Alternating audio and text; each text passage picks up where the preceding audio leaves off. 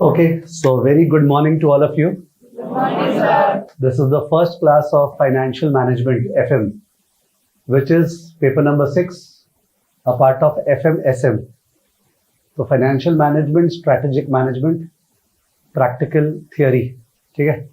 So we say something that life में balance बहुत important है. So perhaps let's hope that this subject provides a perfect balance of numerical stuff जो FM में है और theoretical stuff जो SM में है.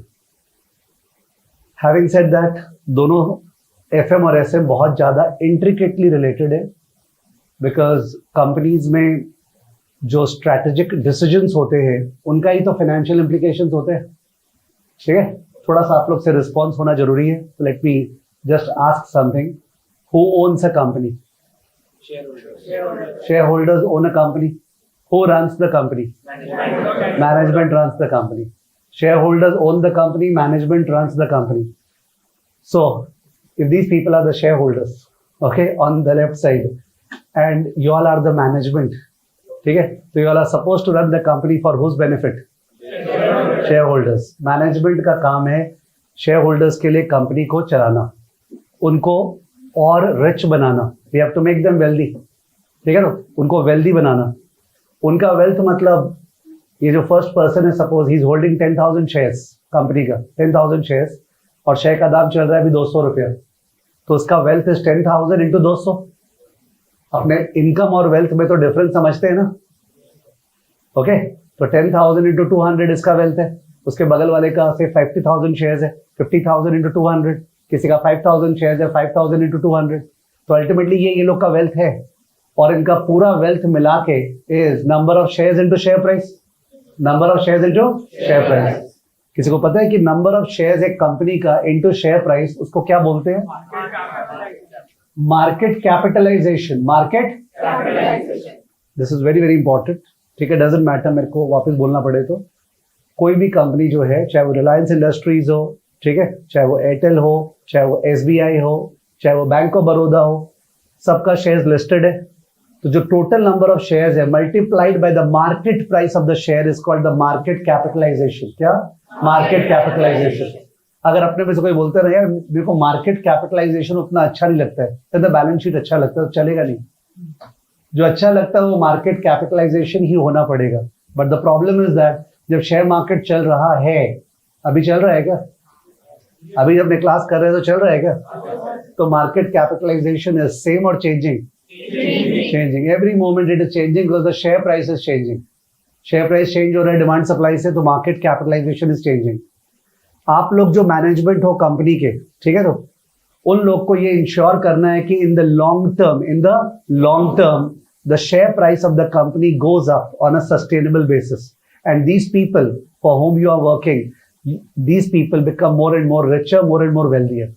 यही अपना purpose. The objective of financial management is to maximize shareholders' wealth. ठीक है, तो सब प्रॉफिट मैक्सिमाइज करना, रेवेन्यू मैक्सिमाइज करना, कॉस्ट रिड्यूस करना. They are the means to the end. They are the means to the end. Mean समझते हैं? माने वो अल्टीमेट ऑब्जेक्टिव नहीं, अल्टीमेट ऑब्जेक्टिव है शेयर प्राइस को मैक्सिमाइज करना. बहुत सारे स्टूडेंट्स जब क्लास 12 क्लियर करते हैं या क्लास 10-11 के टाइम पे कई बार मन में बोलते हैं कि यार शेयर का मतलब समझ में ही नहीं आता. ये शेयर है क्या? शेयर का मतलब समझ में नहीं आता. आई डोंट नो, हो सकता है अपने में से किसी के साथ ये प्रॉब्लम अभी भी एग्जिस्ट करता हो. शेयर का हिंदी क्या हुआ? हिस्सा. शेयर का हिंदी तो हिस्सा ही हुआ विदाउट एनी नॉलेज. शेयर का हिंदी तो हिस्सा. तो इन पब्लिक लिमिटेड कंपनी इतने सारे शेयर होल्डर्स है, हिस्सेदार है, तो इन दैट केस वो हिस्सा जो उसका बात हो रहा है कि योर ओनरशिप का वैल्यू बढ़ाना है अपने को. ठीक है, I will come to that some time later. Anyways, मैंने ये स्टार्ट किया बोलते हुए कि देखो जो फर्स्ट क्लास है फाइनेंशियल मैनेजमेंट का जो अभी स्टार्ट कर रहे हैं और जो लास्ट क्लास जहाँ पे एंड करेंगे and then moving into CA final, moving into real life, I can not over emphasize that share holders wealth maximization is all pervasive. माने यही चीज है जो हर डिसीजंस को सपोर्ट करेगा. Okay, now this class financial management का is taking place number 1 face to face over here in Calcutta. उसके अलावा लाइव स्ट्रीमिंग क्लास का हो रहा है यूलन ऐप पे. और कुछ स्टूडेंट्स यूलन ऐप को ज्वाइन नहीं कर पाए हैं, ठीक है, they are not attune to it right now, तो कुछ स्टूडेंट्स को यूट्यूब पे भी इसका एक्सेस दिया गया है, ठीक है। So I am once again greeting all of them, good morning to all of you, ठीक है, या गुड मॉर्निंग। नाउ जब आपका एग्जामिनेशन, अगर एज्यूम करते हैं कि मई में आप एग्जाम दे रहे हो दोनों ग्रुप, लेट्स टॉक एकदम लास्ट से बात करते पीछे की तरफ, तो if you are imagining yourself sitting in May and sitting for the examination, तो फर्स्ट पेपर कौन सा देना दे के आएंगे अपने? Accounts, advanced accounts. तो एडवांस्ड अकाउंट्स पहला पेपर दे के आएंगे। Second paper corporate, okay. Jintu Das मेरे को बार बार गुड मॉर्निंग बोल रहे हैं, गुड मॉर्निंग प्लीज, ठीक है, on the message screen. Anyways आप लोग भी मैसेज कर सकते हो जो भी यूलन ऐप पे ज्वाइन किया और इसको यूज करना सीख गए। तो कॉर्पोरेट लॉ सेकंड पेपर होगा, third paper tax.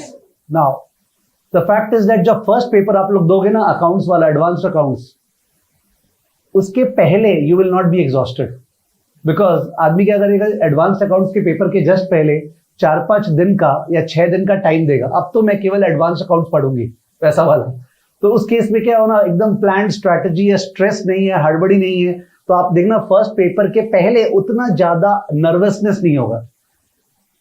And let's hope that first paper बढ़िया भी जाएगा, आई होप दैट, बिकॉज क्या पता कुछ टफ आ जाए और या वहां पे कुछ होता है ना, कुछ मिस्टेक हो जाए, बैलेंस शीट टैली नहीं हो, ये वो वगैरह वगैरह, उस प्रेशर्स के साथ घर पे वापस आओगे कि अच्छा गया है। Okay, Muskan, Archit, okay, good morning all of you. मैं सबका नाम नहीं ले पाऊंगा तो प्लीज ये नहीं सोचे कि मैं इग्नोर कर रहा हूं। तो आपको मैं घर पहुंचा रहा हूं, वहां पे अकाउंट्स दिया आपने, घर आए, अब लॉ पढ़ना है and it would be really terrible, because वो लैंग्वेज का प्रॉब्लम कि लैंग्वेज याद करके, पॉइंट्स याद करके, सेक्शंस याद करके लिखना, ठीक है, क्या भूल गए थे, फिर दुख होगा कि एक बार तो पूरा याद कर लिए थे यार, अब कुछ याद ही नहीं आ रहा है, वो सब टेंशंस।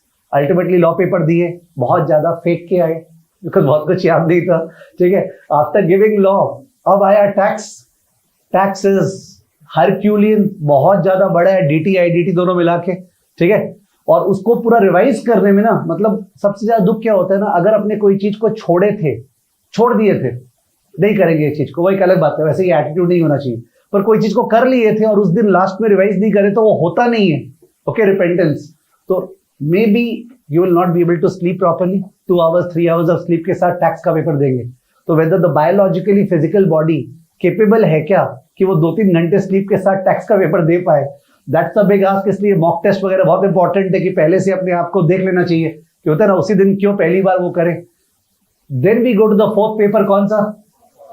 कॉस्ट राहत देगा, राहत 2 तरह से देगा, बिकॉज जब टैक्स दे के आएंगे ना, उसके बाद बॉडी टूटा हुआ रहेगा, आराम करने का मन करेगा और कॉस्ट बोलेगा थोड़ा आराम कर ले। It will not tell you that day तुमको रात भर जगना है, ये वो, कॉस्ट आपको एक्चुअली थोड़ा सा आराम करने को देगा, ठीक है। It is that sweet a subject. Cost के बाद नेक्स्ट पेपर ऑडिट। ऑडिट में फिर से हालत खराब, पर लॉ और टैक्सेशन वाला हालत खराब नहीं होगा, because you will find that audit में मैन्यूवर करना पॉसिबल है। मैन्यूवर करने का मतलब ये कॉमन सेंस है ना, कोई चीज का कॉमन सेंस समझ में आ गया, अपने लैंग्वेज में लिख दी है, ओके, ये सब चीज ऑडिट में ज्यादा होगा as compare to law and what, tax. आखिरी पेपर अपना होने वाला है, ठीक है ना। मेरे इतना लंबा टाला, not because I wanted to do time pass, but I wanted to just give you a glimpse कि वो जो पीरियड है ना, जो बीत रहा है 5 दिन आपका, उसके बाद लास्ट आया, तो मम्मी पापा भी जो घर पे देख रहे हैं रोज रोज जब तुम आ रहे हो, and your body is like cracking down, ठीक है। Number 1 because of effort, number 2 because of the stress that यार वो रॉन्ग हो गया था, वो क्वेश्चन तो भूल ही गए, वो तो टैली नहीं हुआ था, क्या पता वो पास होगा क्या, 40 आ जाएगा क्या, मैंने all those things which happen. उसकी वजह से there is a huge psychological and physical pressure that's taking place. Foundation में नहीं था, believe me, you can't compare foundation with CA inter. मैं डरा रहा नहीं हूं, पर फैक्चुअली बोल रहा हूं। अल्टीमेटली जाके जब ये FM SM वाला पेपर आएगा, तो एक प्रॉमिस तो I make it right now that आप इस सब्जेक्ट के बारे में चिंता एकदम नहीं करोगे उस दिन कि एज इफ पढ़ने बैठ जाएं आते ही, टाइम नहीं है, ये रिवाइज करना, वो रिवाइज करना है, ऐसा वाला हाल FM और SM दोनों में ही नहीं होगा, ठीक है। यू विल फाइंड SM में जो स्ट्रैटेजीज है वो एक स्टोरी टाइप लगता है, जैसे टाटा मोटर्स ने क्या किया, ठीक है। तो even if you talk about globally, तो इलॉन मस्क ने ऐसा क्या कर दिया यार कि मतलब 2020 से अपने जो उसका नाम जाने, उसका नाम ही जानते रह गए कि व्हाट वाज ही डूइंग। ठीक है, तो what did they do, what strategy did they implement. तो ये सब स्टोरीज लगता है ना, स्टोरीज कभी प्रेशराइजिंग नहीं होते, मैंने लगता नहीं कि यार टेंशन है, पढ़ना है, ये वो, लगता है हाँ आ तो गया, वो वाला स्ट्रैटेजी ये था ये था। तो स्ट्रैटेजिक मैनेजमेंट जो है that is very very easy theory. Financial management जो है that is easy practical. I say easy because it is easy, there is no subject in financial management that is difficult. ठीक है, तो आप point two point follow करते जाओ and you will find that आपको मैंने ध्यान ही रह जाएगा। प्रैक्टिस एक अलग बात है। देखो कोई कोई स्टूडेंट्स होते हैं ना, उनका न्यूमेरिकल नंबर्स के ऊपर एक पकड़ बहुत जोर का है, बाकी लोग को लगता है थोड़ा सा कम है, तो प्रैक्टिस का लेवल में differ. But I promise you that ये लास्ट पेपर जो FM SM होगा उसमें your body will be able to relax, it will be a feeling that इस पेपर को देना है, इस पे तो अच्छा आना ही है, शायद आ जाए का बात नहीं है, अच्छा आना ही है। एंड ये पेपर आपको अल्टीमेटली जाके जब सीएंट खत्म हो जाता है ना, अपने उस पे आते अब तो पार्टी करते हैं, वो फील देगा चलो पार्टी करते हैं। क्योंकि लास्ट पेपर के कारण कहीं पे भी एग्रीगेट का शॉर्टफॉल का फीलिंग आया था ना कि एग्रीगेट का शॉर्टफॉल हो जाएगा, वो फीलिंग चला जाएगा। ठीक है, प्रोवाइडेड अपना 40 संभल जाए बाकी पेपर्स में। ठीक है, so this promise is there and therefore I request all of you कि जब एक पेपर ऐसा है जो आपको संभालने को तैयार है लास्ट में और जो आपको ये प्रॉमिस कर रहा है, उसको जरा सा रिस्पेक्ट दे देना। ठीक है, तो टैक्स जितना रिस्पेक्ट मेरे को नहीं चाहिए, ठीक है, उसको बहुत ज्यादा पढ़ो, इसको थोड़ा सा कम पढ़ो, पर इसको थोड़ा तो पढ़ो। ठीक है, तो that is the way in which we are placing the thing. तो लास्ट पेपर है ये, एकदम 100% क्लियर हो गया आपको। ठीक है ना, आज के क्लास का एजेंडा क्या है? आज के क्लास को मैंने नाम दिया introduction to financial management class 1। Okay, that's the name of the class. अपने संडे को जो नेक्स्ट क्लास होगी that will be introduction to financial management class 2। Introduction ही जिंदगी भर कर नहीं सकते, 2 क्लास काफी है। Then we will straight away from the next week move to the first chapter. वो जो फर्स्ट चैप्टर मैं स्टार्ट करूंगा, इन्वेस्टमेंट डिसीजन मेकिंग, मेरे ख्याल से ज्यादातर वो सबसे लास्ट चैप्टर पढ़ाया जाता है बाकी क्लासेस में। ठीक है, we will start with that as the first chapter because उसमें कुछ है ही नहीं, it's very very simple chapter, there is no reason why it is kept at the end. ठीक है, तो we will start with that chapter investment decision next week से।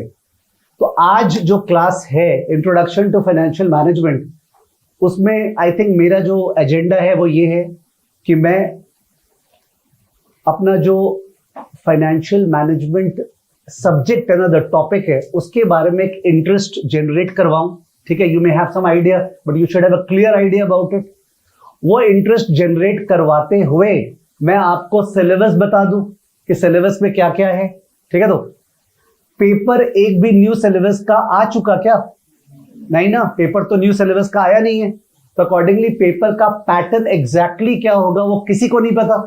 मेरे को तो लगता है सीए इंस्टीट्यूट को भी नहीं पता। And you will feel that I am joking but no, ये लोग भी इसी तरह मोटा मोटी में काम करते हैं। ओके, बैठ गए चाहे समोसा खा रहे हैं, बोले हाँ ऐसे कर देगा, इसका लास्ट क्वेश्चन में कंपल्सरी कर दे, थ्योरी दे दे, ऐसे दे दे। They also work like this only the way it happens with us. So मेरे ख्याल से हम लोग given our experience will be able to जज कि पेपर का पैटर्न कैसा होगा। पेपर का पैटर्न अगर किसी को नहीं पता है from class 1, that is something called inefficiency. होता है ना, माने तुम रूल्स एंड रेगुलेशन भी नहीं जानते हो, वैसा वाला चीज है। तो पेपर का पैटर्न तो तुमको डे 1 से पता होना चाहिए कि पेपर का पैटर्न क्या होने वाला है। अभी थोड़ा सा डिफरेंट बात है बिकॉज पेपर का पैटर्न एक्सपेक्टेड है, जो अपने एक्सपीरियंस के अनुसार हम शेयर कर पाएंगे। ठीक है, तो पेपर का पैटर्न बता दूं, नंबर ऑफ क्लासेस क्या लगेगा, कब कंप्लीट होगा उसका आइडिया दे दूं। बिकॉज एक चीज बता दे, सीए इंटरमीडिएट में क्या होने वाला है ना, you study a particular chapter, theory या practical, okay, and you will feel that एकदम आ गया परफेक्ट, यार कौन बोल रहा था डिफिकल्ट है। ठीक है, ठीक है, तो एकदम चाहे कोई भी सम दे दे हम कर देंगे, वैसा वाला हाल होगा। Second chapter same feeling, third chapter same feeling, तब से फर्स्ट चैप्टर का डेप्रिसिएशन चालू है WDV। ठीक है, जो डेप्रिशिएट होगा उसका कोई लिमिट नहीं है, मतलब इतना बुरी तरह से डेप्रिशिएट होने वाला है। By the time you are in the middle of all the subjects and towards the end, आपको एक्चुअली लगने वाला है आप सब भूल गए हैं। और ये जब सब बार हर जन के साथ होता है, योर सीनियर्स, कोई से 1 साल सीनियर है कॉलेज में, कोई भैया लोग हैं जो पहले कर रखे हैं वगैरह, यू आस्क देम, एंड ये सबके साथ होता है। तो ये लॉजिकल नहीं है कि अपने पहले से सोच ले कि यार अपने इसको कैसे टैकल करेंगे। Why do we fall into that trap? तो इसको टैकल करने का एक ही तरीका है that you have to repeatedly revise. Revision दो तरह का होता है, बता रहा हूं। एक होता है कॉपी खोल के या बुक खोल के ऐसे ऐसे रिविजन करना, दिस इज पैसिव। ना मजा आता है, नींद आता है, और नींद आने का बहुत ज्यादा अच्छा अभी हैबिट होने वाला है, क्योंकि law, taxation, audit, there all, माने you don't require any medicine for falling asleep। You can't say होते ना मेरे को नींद आने का मन है, चल उठा ले उसको, and you will find 10 minutes, 20 minutes, you will fall asleep without disrespecting those subjects, please. I'm saying factually. Now the point is that आपको जब आप भूलते जाओगे तो आपको क्या करना है, रिवीजन वैसे नहीं करना है फ्लिप करके, रिवीजन करना है आपको मॉक्स के थ्रू। किसके थ्रू? मॉक्स। आपको मॉक पेपर्स के थ्रू रिवाइज करना पड़ेगा। हमेशा क्वेश्चन से रिवाइज करो। ओके, टीचर ने जो बुक दिया, ये जो टिक कराया, उससे रिवाइज मत करो, बिकॉज उससे मतलब you are not testing yourself. दिमाग कब चलता है ना, अभी मैं कोई क्वेश्चन पूछूंगा ना, दिमाग अलग लेवल का चलेगा। अभी जब तुम सुन रहे हो ना तो दिमाग लोअर लेवल है। As soon as I ask the question, ठीक है, जहां सोचना पड़े तब तुम्हारा दिमाग ठीक चल रहा है। तो मॉक टेस्ट बहुत सारे देने, जो चैप्टर्स हो गए उनके, ठीक है। वी हैव डिसाइडेड कि इस मंथन बैच में हम लोग तो हर सब्जेक्ट में चैप्टर वाइज मॉक्स बार बार निकालते जाएंगे, वो भी पीरियोडिकली। क्यों? जिससे कि अगर तुम भूल गया है कि याद है तो तुमको ध्यान आ जाए मॉक्स देना है, ठीक है। तो we'll have a regular mock system so that you are able to do that regularly, but you will also have to remember that mocks देना पड़ेगा, वरना पढ़ा हुआ खराब। मैं पर्सनली अभी राइट नाउ आज तक जो मैं सिस्टम अपनाता हूँ रिवीजन का खुद के पढ़ाई के लिए, is that I use audio feature phone पे। मैं फोन का ऑडियो फीचर जबरदस्त यूज करता हूँ, यानी कि जो मेरे को समझ में आ गया मैं उसका ऑडियो रिकॉर्ड कर लेता हूँ अपने वॉइस में। आई नेम इट, बिकॉज जो तुमको समझ में आ गया ना, और तुम्हारे लैंग्वेज में, हिंदी, इंग्लिश, टपोरी लैंग्वेज जो तुमने रिकॉर्ड किया है वो बेस्ट है। No teacher can be better than you to yourself. तो इन केस आपको सूट करता है तो आप ऑडियो जो है ना वो रिकॉर्ड कर सकते हो। पहले के जमाने में लोग क्या करते थे ना, नोट्स में बिलीव करते थे बहुत ज्यादा, खुद का नोट्स बना ले, शॉर्ट नोट्स बना ले, that is also good, but I think अभी का जो टेक्नोलॉजी है उसमें इज ऑडियो फिट्स बेटर, ठीक है। तो अपना खुद का ही सुनना, हाँ ये समझे थे, खासकर थियरी सब्जेक्ट में, बिलीव मी, बिकॉज थियरी में इतना कुछ है, तुम जब समझ गए हो तो बेटर रिकॉर्ड इट डाउन ना, गॉट इट। और तो मैं थियरी टीचर हूं नहीं, तो I will not comment too much about other subject, but otherwise this the status, correct है। तो सिलेबस बताना है, पेपर पैटर्न बताना है, फाइनेंशियल मैनेजमेंट का एक जोश दिलाना है, ठीक है, दोस्ती करना है, ठीक है, because there is an age gap between us. How old am I? 30 plus is a great compliment. 40 plus, I am 46 years old, ठीक है, and I cleared my graduation in 1999। Okay, 99 में ग्रेजुएशन हुआ था। Oh God, now people are thinking that well, I'm not even born. Correct.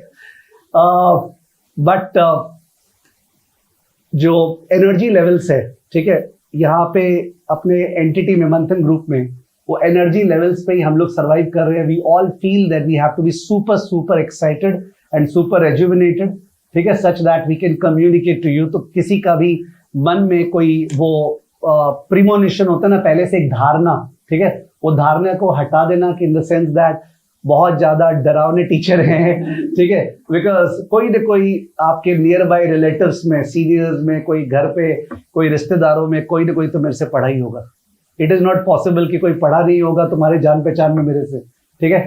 अगर अपने निकल जाए रास्ते में कैलकाटा में तो जगह जगह केवल पढ़ने वाले स्टूडेंट्स मिलते हैं। तो इतना पढ़ाया है, ओके, सीएस को, जिसका लिमिट नहीं है। And I am not a chartered accountant, ठीक है। तो not being a chartered accountant, I have taught the highest number of chartered accountants on this planet. ये बात फैक्ट है, ठीक है।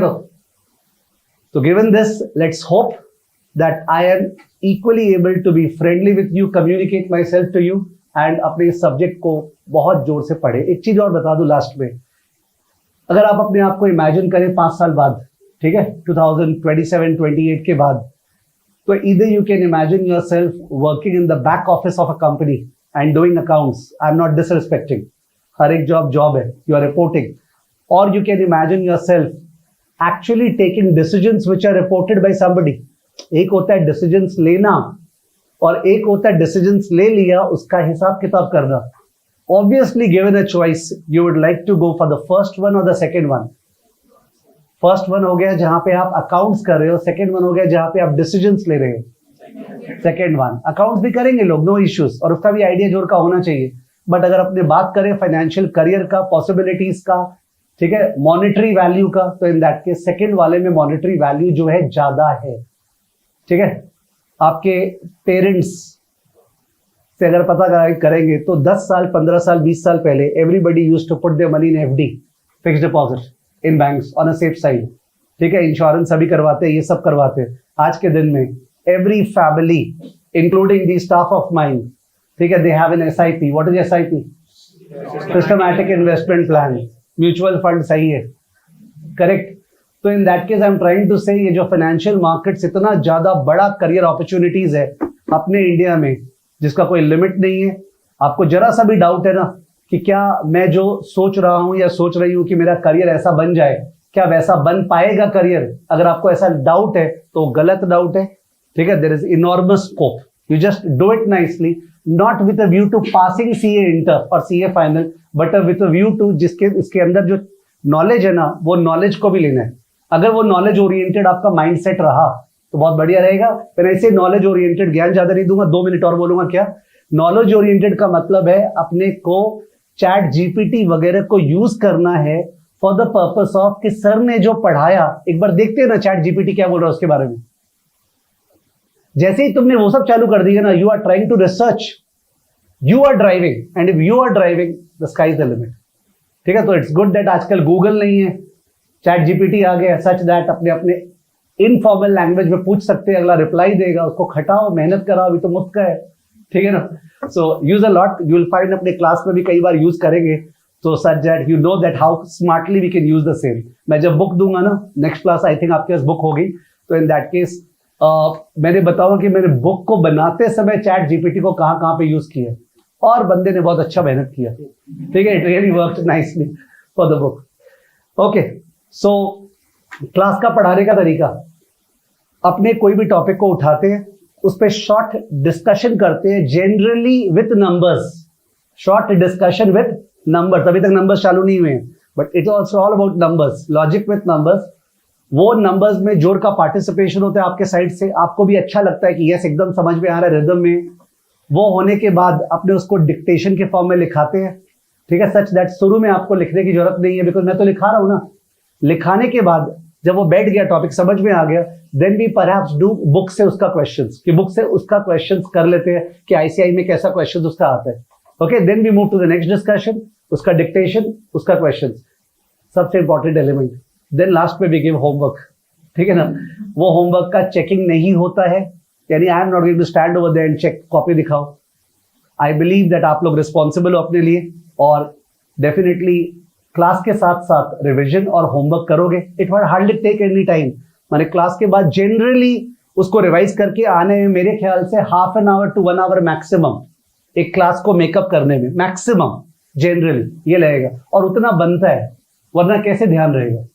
ठीक है, that's how the classes will follow. Chapter and हुआ, उसका मॉक टेस्ट होगा, क्विजेस होगा, उस पर आपको अपना परफॉर्मेंस दिखेगा, कैसा परफॉर्म कर रहे हैं। ठीक है, and so on and so fourth, इस तरह मूव करने वाले। ठीक है, अब थोड़ा सा लिखना चालू करते हैं, प्लीज कॉपी निकाल लो। तो सात्विका श्रीवास्तव वीडियो कॉल का रिक्वेस्ट कर रहे हैं, वो फैसिलिटी डिसेबल किया हुआ है यूलन ऐप पे। रेज योर वॉल्यूम, वॉल्यूम कम आ रहा है क्या? सही है, पक्का? Okay, Satvika, my staff is saying that volume is fine, maybe आपके एंड पे एक बार चेक कर लो आप, वरना क्लास आपके पास बाद में भी रहेगा। ओके, सो अपने स्टार्ट कर रहे हैं। You can give the heading introduction to FM, introduction to financial management.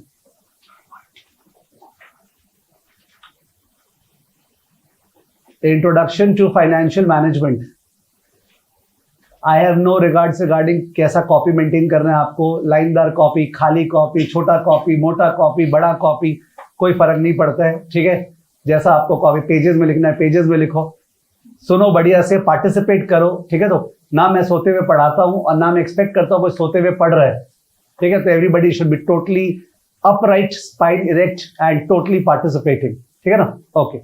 तो इंट्रोडक्शन टू एफएम के अंदर let me try to explain you the paper का पैटर्न एंड द सिलेबस। सुनिएगा, सबसे ज्यादा जो सब्जेक्ट के साथ आप लोग का रिलेशन है ना फाउंडेशन से एज अ कॉमर्स स्टूडेंट, वो है अकाउंट्स के साथ अभी तक, ठीक है, और जो मैं चेंज करूंगा, ठीक है। सो अकाउंट्स के साथ रिलेशन है, तो let me use your accounts का knowledge understanding for the purpose of moving towards finance. So let's move from accounts to finance, ठीक है, अकाउंट से फाइनेंस की तरफ जाते हैं। सो लिख दो पॉइंट नंबर 1। 1 सेकेंड।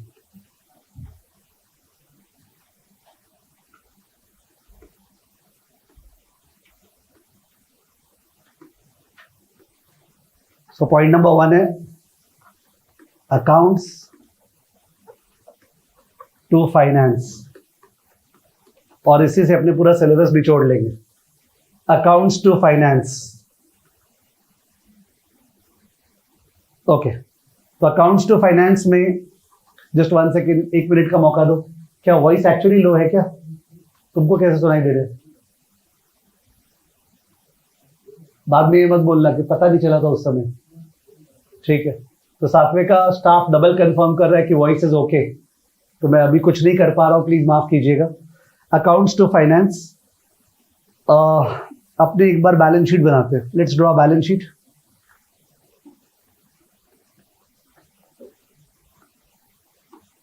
तो अब बैलेंस शीट में ये जो पार्ट है और ये जो पार्ट है, थोड़ा सा फिल इन द ब्लैंक्स कीजिएगा। First part is what?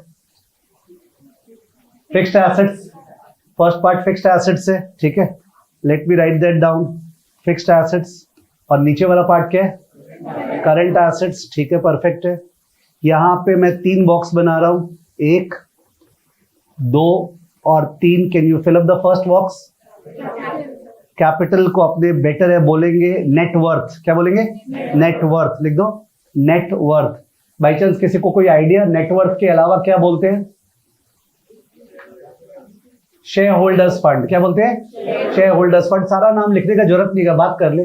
Share holders fund, proprietors fund, net worth, book value of equity. क्या बोला मैंने?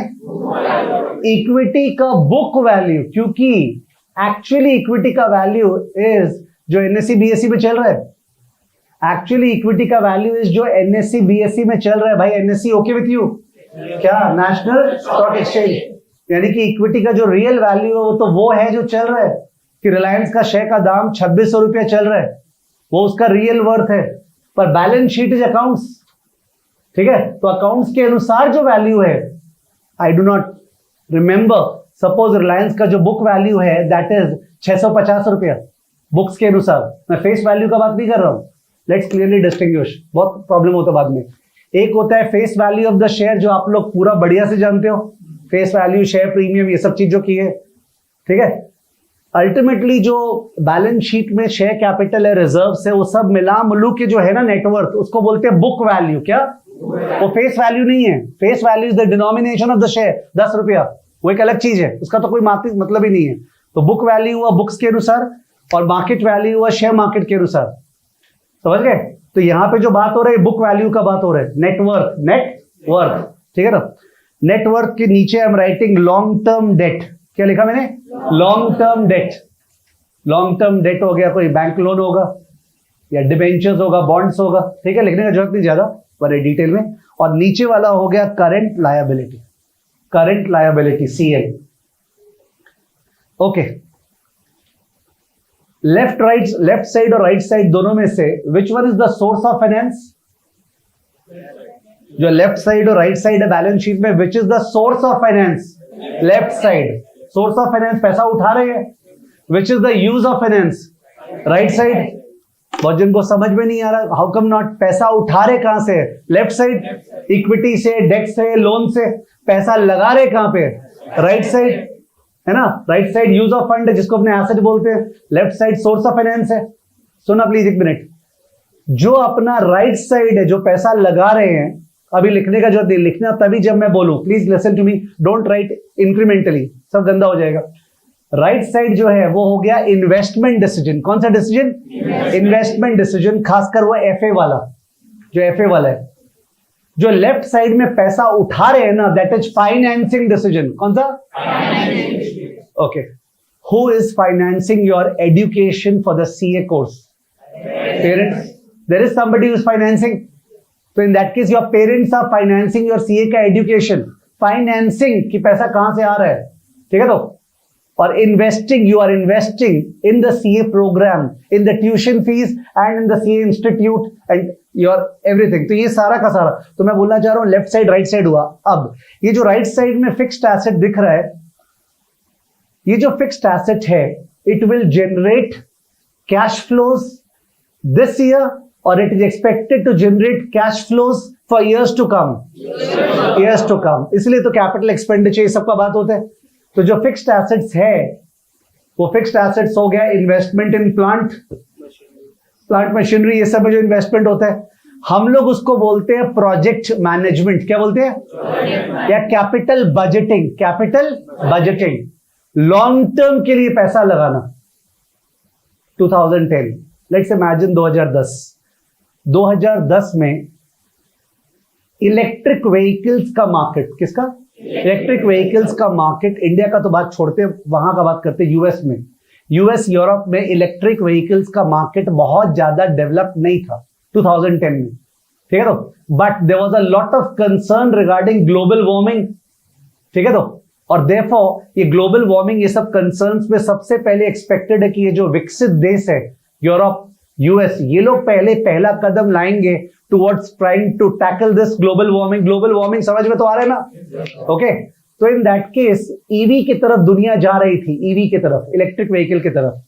तो वहां पे ये बंदा होता है इलॉन मस्क, ठीक है? तो जो इलेक्ट्रिक व्हीकल मार्केट में बहुत बड़ा बनना चाह रहा है ना. इलेक्ट्रिक व्हीकल में सबसे बड़ा प्रॉब्लम क्या है?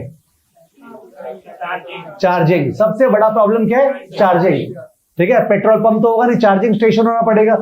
चार्जिंग की दिक्कत की वजह से इलेक्ट्रिक व्हीकल मार्केट जम ही नहीं सकता है. तो anybody wanting to make big in the electric vehicle market, उसको चार्जिंग का प्रोविजन करना पड़ेगा. तो अकॉर्डिंगली इलॉन मस्क को बहुत ज्यादा इन्वेस्टमेंट करना था in the charging infrastructure, in the charging infrastructure. That's a massive project. When I say massive project, we are not talking about millions of dollars, we are talking about billions of dollars. Having talked about billions, millions, let us all congratulate ourselves for Chandrayaan 3 yesterday. बोलिए, ठीक है? तो चंद्रयान 3 में कितने investment हुआ है? 615 crore. Okay, 615 crore रुपया का इन्वेस्टमेंट हुआ है. 615 करोड़ को थोड़ा 80 से डिवाइड करो तो कैलसी में 615 करोड़ को एक बार 80 से डिवाइड करो, 7.68. तो 7.68 करोड़ डॉलर्स हो गया. 7.68 करोड़ डॉलर्स हो गया. ओके, तो जिंतू दास भी रिप्लाई कर रहे हैं. गुड. 7.68 करोड़ डॉलर्स हो गया. 7.68 करोड़ डॉलर्स. एक dollar is how many million? ना ये सॉरी, एक डॉलर मैंने बोल दिया. 1 crore is how many million? Sorry, 1 crore is 10 million. कोई अगर बोलेगा ना मेरे को मिलियन बिलियन पसंद नहीं है सर, लाख और करोड़ में बात कीजिए, हम तो जो तुम बोलोगे वैसे ही बात कर देंगे. But problem is that C institute काफी सारा क्वेश्चंस बाहर से उठाता है ना, बाहर से माने कोई यूके वाले इंस्टीट्यूट से वगैरह, तो उनमें सारा मिलियंस बिलियन से होता है. 3 जीरो तो 1000 हुआ, और 3 जीरो डाल दिए तो क्या हो गया? मिलियंस. और 3 जीरो तो क्या? Billion. It's very easy. 3 zero का खेला है. 3 जीरो 1000 हो गया, 3 जीरो और डाले तो क्या हो गया? मिलियन. और 3 जीरो तो क्या हो गया? बिलियन. तो 6 जीरो माने मिलियन हो गया, और करोड़ में क्या होता है? 7. तो 1 करोड़ इज 10 मिलियन. सॉरी मैंने टाइम वेस्ट किया तो last 2 minutes, but the problem is that बहुत सारे सीए स्टूडेंट्स, मैंने फाइनल में भी देखा है, मिलियन बिलियंस की वजह से वो लोग का सम रॉन्ग हो जाता है. It is a fact. So if I wasted last 2 minutes, sorry for that, but I needed to just visit that. तो मेरे का कहने का मतलब है 76.8 मिलियन डॉलर्स में ये प्रोजेक्ट हो गया. कितना? 76.8. और कौन सा? 80 एग्जैक्ट. एक्सचेंज रेट तो करीब 82 83 चल रहा है. तो करीब 75 मिलियन डॉलर्स बोला जा रहा है. 75 मिलियन डॉलर्स. 1 बिलियन डॉलर से कम. 1 बिलियन डॉलर से कम. बट ये जो चार्जिंग स्टेशन का प्रोजेक्ट, चार्जिंग इंफ्रास्ट्रक्चर का प्रोजेक्ट है इलॉन मस्क का, that was worth billions of dollars. Okay, that was not in millions, that was in what? Billions. तो इतना बड़ा प्रोजेक्ट में इन्वेस्ट कर रहा था, ओके, जिससे कि कैश फ्लोज जो आएगा वो फ्यूचर ईयर्स में आता रहेगा. And Tesla has been a loss making company throughout, अब जाके 2019 में मेरी ओके पहली बार प्रॉफिट दिखाया, and it has been one of the most valued company. I have no obsession with Elon Musk as a person, I have the deepest disregard for him. कोई बोलेगा ना ऑब्सेशन है सर को, कोई नहीं है, ठीक है. तो मैं deepest disregard for him as a person, but yes जो पर्सन जो अकम्प्लिश किए उसका बात तो करना ही पड़ेगा, so that we can learn the good qualities of visionary thinking. क्या थिंकिंग? विजनरी. विजनरी थिंकिंग क्या होता है? एक होता है आदमी जो केवल सीए इंटर का सोच रहा है, एक होता है आदमी जो सीए फाइनल तक का सोच रहा है, एक होता है आदमी जो बोल रहा है इंटर फाइनल क्या है यार, अपने लाइफ का सोचे आगे. जो जितना आगे तक का सोच रहा है दैट्स कॉल्ड विजनरी थिंकिंग. तो he thought about it, he invested in the same. तो मैं बोलना चाह रहा हूं ये जो फिक्स्ड एसेट वाला पार्ट आपको दिख रहा है ना, this is the chapter of investment decision making. अपना जो फर्स्ट चैप्टर होने वाला है, जहां पे हम लोग जोर का पैसा लगाते हैं T equal to zero. T equal to zero समझते हैं, नंबर लाइन आज, जिससे कि फ्यूचर में कैश फ्लोज आए, फ्यूचर में कैश फ्लोज आए. ठीक है. तो ये फिक्स्ड एसेट वाला इन्वेस्टमेंट होता है. ये एक बड़ा चैप्टर है जिसका एक सम, वन सम 10 मार्क्स का डेफिनेटली एग्जाम में आएगा. उसके बिना एफएम पेपर पैदा नहीं होता है. 10 मार्क्स का एक सम आएगा, ये out of 50, which means we are talking about 10 by 50, 20%. Most probably 15 number का आएगा, क्योंकि 10 मार्क्स का एक क्वेश्चन आएगा और कंपलसरी में 5 आएगा, तो 10 5 15. Are you understanding? तो it's a very very important chapter. जैसे ही हमने ये चैप्टर कर लिया, मतलब आपको कॉन्फिडेंस आ गया कि आप कोई भी सम दे दीजिए हम कर लेंगे, इसका मतलब आपका फाइनेंशियल मैनेजमेंट का 20-25% ओवर. Are you understanding? कोई रूल्स, कोई रेगुलेशन, कायदा कानून कुछ नहीं है चैप्टर में. It's like a free flowing river. इतना बढ़िया चैप्टर है. प्लस सीए फाइनल में ये चैप्टर फिर से जाके by the name of advanced capital budgeting, by the name of advanced capital budgeting. ठीक है. तो ये फिक्स्ड एसेट से रिलेटेड है. जब आप बैलेंस शीट सोचते हैं फिक्स्ड एसेट, वो अपना चैप्टर हो गया investment decision making. But please tell me, balance sheet is, मैंने आपको balance sheet at a point of time और balance sheet is incremental in nature. Point of time ना, बैलेंस शीट तो आज तक का प्रोजेक्ट्स दिखा रहा है. आज तक हमने जो प्रोजेक्ट्स किया उन प्रोजेक्ट्स का बुक वैल्यू, उन प्रोजेक्ट्स का बुक वैल्यू, माने जो पैसा लगाया था ना उसमें लेस एक्यूमुलेटेड डेप्रिसिएशन. तुम चीज समझ रहे हो? जबकि प्रोजेक्ट्स का एक्चुअल वैल्यू क्या हुआ, जैसे तुम सीए में जितना पैसा लगा रहे हो, माने तुम्हारे सीए में फाउंडेशन, इंटर, फाइनल, ट्यूशन सब मिला के तुम्हारे 3 लाख रुपए लगेंगे. ठीक है. तो अज्यूमिंग फर्स्ट टाइम सब क्लियर, तो 3 लाख रुपए तुम्हारे लगेंगे. क्या सीए का वैल्यू 3 लाख है? नो. सीए का वैल्यू अगर फाइनेंशियली बात करें तो तुम सीए बनने के बाद सीए की वजह से जो तुम अर्न करोगे जिंदगी भर, उसका प्रेजेंट वैल्यू है. Isn't it? सीए बनने के बाद उसके कारण जो तुम अर्न करने वाले हो जिंदगी भर, उसका प्रेजेंट वैल्यू है. करेक्ट है. तो इन दैट केस वो present value will perhaps come in multiples of crores. ठीक है. तो that's a fact. That is why CA करना is a positive NPV investment for you.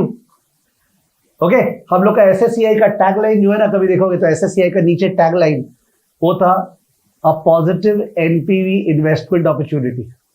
Okay. बारे मैंने इस चैप्टर के ऊपर एसएससीआई का टैगलाइन डाला है, because everything that you do you will find is investment decision making. आपकी लाइफ में भी हर एक डिसीजन जो लॉन्ग टर्म होता है, तो फिक्स्ड एसेट वाला is investment decision, is what?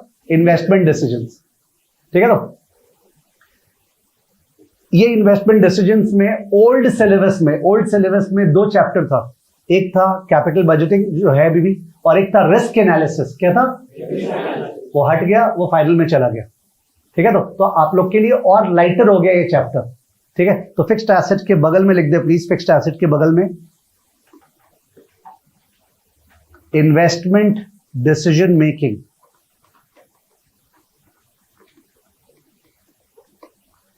ऐसे ही ख्याल के लिए कि घर पे ख्याल आया सर क्या बोल रहे थे यहां पे, तो इन दैट केस यहां पे अपने टेस्ला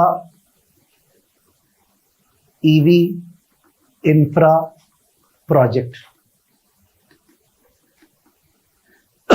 टेस्ला का ईवी इंफ्रा प्रोजेक्ट. मेरा हैंडराइटिंग बहुत ज्यादा ही सुंदर है, प्लस मैं बहुत ज्यादा बड़ा लिखता हूं, प्लस मैं मोटा पेन यूज करता हूं. ठीक है. प्लस मैं स्पेलिंग मिस्टेक बहुत ज्यादा करता हूं. ठीक है, बड़ाई के तौर पे बोल रहा हूँ, तुम लोग बुराई मान रहे होगे, ठीक है। सो ये सारे कैरेक्टरिस्टिक्स है, तो मेरा सुन के तुमको लिखना है, मेरा स्पेलिंग मत फॉलो करना, ठीक है, हैंड राइटिंग मत फॉलो करना। वैसे ही बता दे, क्या एग्जाम में हैंड राइटिंग मैटर करेगा? एकदम भी मैटर नहीं करेगा। जितना एग्जामिनेशन मैंने दिया उसका कोई लिमिट नहीं है। बाई चांस कभी ध्यान गया हो मेरे डिग्रीज की तरफ, तो I M an examination phobia वाला पर्सन, मैंने जो इतना एग्जामिनेशन दे दिया, एंड अगर इतना सुंदर हैंड राइटिंग मैंने एग्जामिनेशन में लिख के आया and getting gold medal, getting merit certificate, rank number 1, not rank number 2 in every examination, that has been my legacy throughout with all this bad handwriting. So I cannot prove to you, not that आपका अच्छा hand writing है तो खराब बात है, but आपका बुरा hand writing है तो बुरा बात नहीं है, ठीक है। It works, doesn't matter. Spelling mistake works in CA, उसको अपनापन लगता है कि मेरा जैसा है, देख, समझ गए? तो उसको तुम वो फीलिंग देता है, तुमको वो सब नहीं सोचना है, ओके। तुम सब्सटेंस सोचो, पैसे का सोचो कि क्या लॉजिक है क्या नहीं है, okay, that's the point. Anyways, तो ये हुआ इन्वेस्टमेंट डिसीजन मेकिंग चैप्टर। एक चीज बोलना भूल गया, हर क्लास के बाद, जैसे आज क्लास खत्म होगा ना, तो हर क्लास के बाद मोर लेस 3-4 घंटे मैं जैसे यहां से निकलूंगा घर की तरफ, तो उसी में मैं ऑडियो रिकॉर्ड कर देता हूं आज क्लास में जो हुआ, Whatever happened in class, उसका एक ऑडियो रिकॉर्डिंग होगा। वो ऑडियो रिकॉर्डिंग जो है वो आपके ऐप पे शेयर्ड होगा, यूलर ऐप का जो एक्सेस होगा ना, उसके अंदर वो ऑडियो रिकॉर्डिंग रहेगा। तो आपको कभी भी रिवाइज करना है, ठीक है, सपोज कल क्लास में तुम रिवाइज करके नहीं आ पा रहे हो, तो कम से कम ऑडियो सुन के आ सकते हो, so that you are there. ये मेरा हैबिट है, every class has an audio recording, ठीक है। तो दैट इंश्योर्स दैट कम से कम समरी वे में you remember what was done in class, ठीक है। लंबा नहीं होता है, कहीं 7 मिनट 5 मिनट का, ठीक है। That is how I keep it, ठीक है। ये हो गया। अब है कौन सा सबसे पॉपुलर पेंट्स कंपनी का नाम सुना है तुमने? Asian paints. सबसे पॉपुलर तो एशियन पेंट्स ही है। एंड एशियन पेंट्स के बारे में जब स्ट्रैटेजिक मैनेजमेंट करोगे ना, I was sharing with Navneet sir the other day, इतना ज्यादा ट्रिमेंडस स्ट्रैटेजीज एशियन पेंट्स ने लगाया है to become what it is. I cannot explain. It is like a picture of strategies. Asian Paints का one of the brilliant strategies has been to invest in computers, technology, right in 1970s. And as a result, ज़्यादा elaborate नहीं करूँगा वरना it becomes Asian Paints का case study. Asian Paints जो है, वो जो अपना धंधा चलाता है वो बहुत कमती वर्किंग कैपिटल से चलाता है, बहुत कमती। ना working capital is a word, कोई ये नहीं बोलेगा कि working capital sir I have not heard, हमेशा कोई डायरेक्ट एंट्री स्टूडेंट हो या सीए फाउंडेशन हो, working capital is okay. Working capital को अपने वर्किंग कैपिटल बोलते हैं because it is the capital which is required for the day to day operations of the business, ठीक है। तो बिजनेस में हमने रॉ मटेरियल बाय किया, उस समय पेमेंट कर दिया क्या? नहीं, जनरली ट्रेड क्रेडिट होगा, थोड़ा दिन बाद पे करेंगे। रॉ मटेरियल पे काम चालू हुआ, व्हाट इज दैट? WIP, काम खत्म हो गया, फिनिश गुड्स, माल बिक गया, डेटर्स, पैसा कलेक्ट हो गया, कैश। तो पैसा तो ब्लॉक हो रहा है ना पाइपलाइन में, ओके, पैसा ब्लॉक होते जा रहा है पाइपलाइन में, रिकवर देरी से हो रहा है, ओके। तो in that case efficient working capital का मतलब ये होता है कि काश आप रॉ मटेरियल का पीरियड को कम रखो, माने रॉ मटेरियल जो खरीदे ना तो उस पे काम देरी से चालू हो या फटाफट चालू हो, फटाफट। WIP जो प्रोसेसिंग पीरियड होता है वो भी शॉर्ट हो, जो फिनिश्ड गुड्स है वो पड़ा रहे, देरी से बिके या फटाफट बिके, फटाफट बिके। डेटर्स से जल्दी कलेक्ट करें, जल्दी कलेक्ट करने के चक्कर में उसका हालत खराब नहीं कर दे, बिकॉज इन दैट केस वो परचेज नहीं करेगा अपने से, ठीक है। तो पर जल्दी का मतलब बैलेंस करते हुए जल्दी कलेक्ट करे डेटर्स से, और क्रेडिटर्स को जल्दी पे करे कि धीरे से पे करे? कोई बोला नहीं, धीरे से पे करे, पर उतना भी धीरे नहीं कि वो बुरा मान जाए, ठीक है। पैसा को चापे, अपने पास पैसा का फ्लो को बढ़ाए, दैट मैटर्स अ लॉट। तो पूरे इंडस्ट्री में एशियन पेंट्स का जो वर्किंग कैपिटल है वो बहुत कम है विदाउट हर्टिंग इट्स ऑपरेशंस।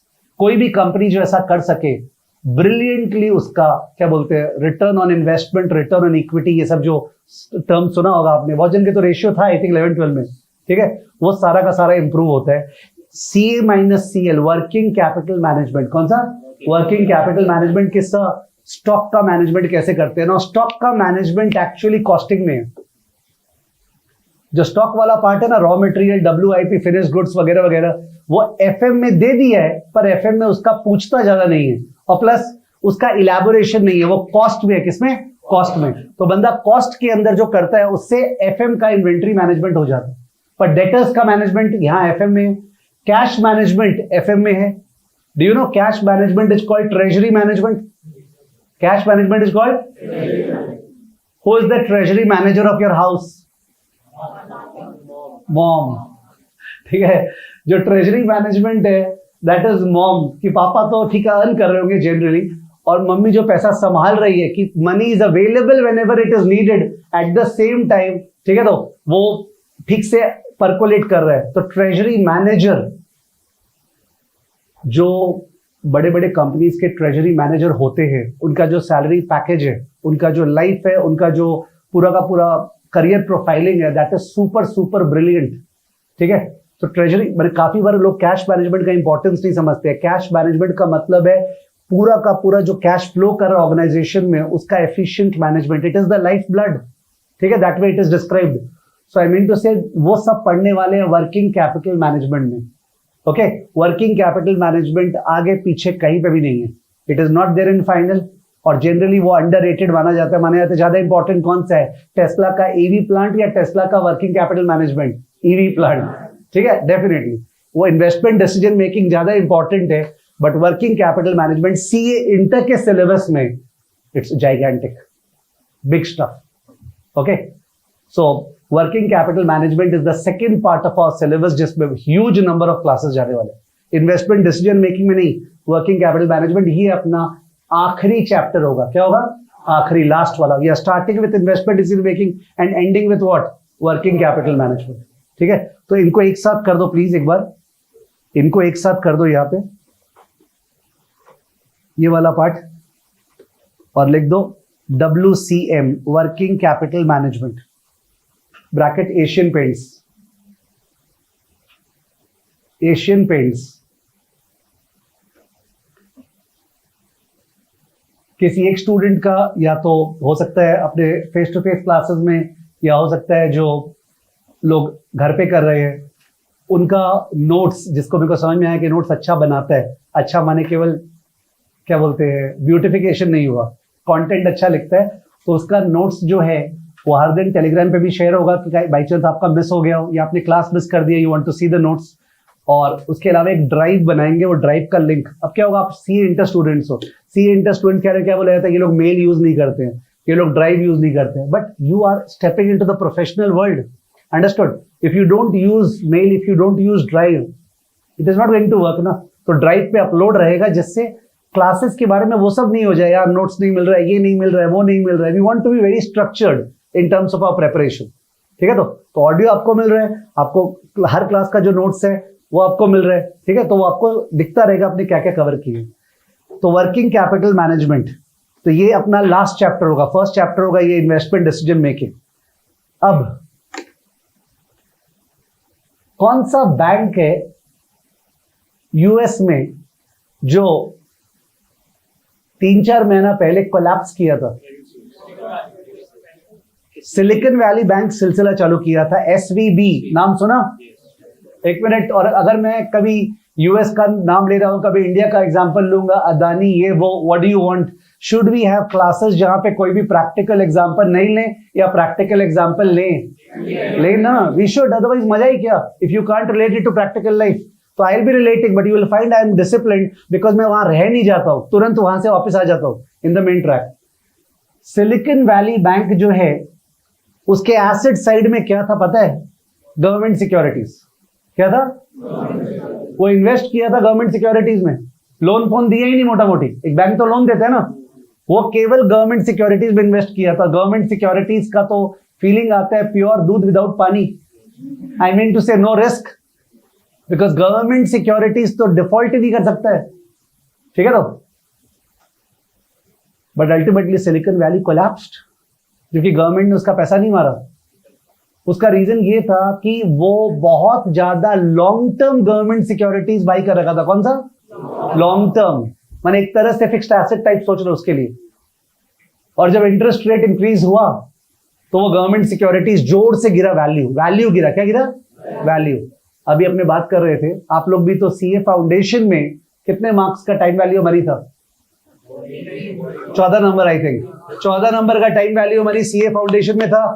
जो डायरेक्ट एंट्री स्टूडेंट्स है उनका भी बीकॉम वगैरह में ऐसा नहीं कि time value money compounding discounting किया हुआ नहीं है।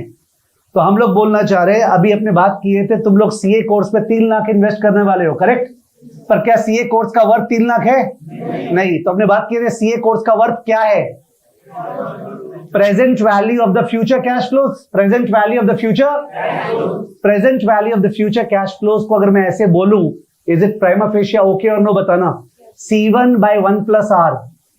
मैंने बोला C1 पहला cash flow divide by 1 plus R plus C2 by 1 plus R the whole square plus C3 by 1 plus R the whole cube। चौथा टर्म बोलो C4 by 1 plus R power 4 and so on, जब तक तुम जिंदा रहोगे। 90 का as माने, ठीक है? तो इन दैट केस तुम 22 या 23 के बाद, ओके, नवनीत सर का एज क्या है? ओ सॉरी, वो कब बन गए थे CA? I think he became CA इन 20 साल के एज में क्या? हाँ, तो सोचो 70 साल तक कमाएगा, ठीक है? अकॉर्डिंगली उसका प्रेजेंट वैल्यू अगर अपने करें तो प्रेजेंट वैल्यू करते समय नीचे में 1 plus R आ रहा है ना, C1 by 1 plus R, C2 by 1 plus R the whole square। अगर वो डिवाइड वाला पार्ट R को इंक्रीज कर दे तो प्रेजेंट वैल्यू क्या आएगा? कम। मैंने जानबूझ के लिख के नहीं बोला, बोल के बोला, बिकॉज मैं चाह रहा था कंसंट्रेशन लेवल ज्यादा हो, पर कोई बाई चांस मिस कर गया तो आई वांटेड टू से ये जो कर रहे हैं अपने, यही तो प्रेजेंट वैल्यू है। और इस पे नीचे में जो आर है, अगर उसको इंक्रीज कर दे तो present value will what? Fall. Present value fall करेगा, ये आपको दिख रहा है?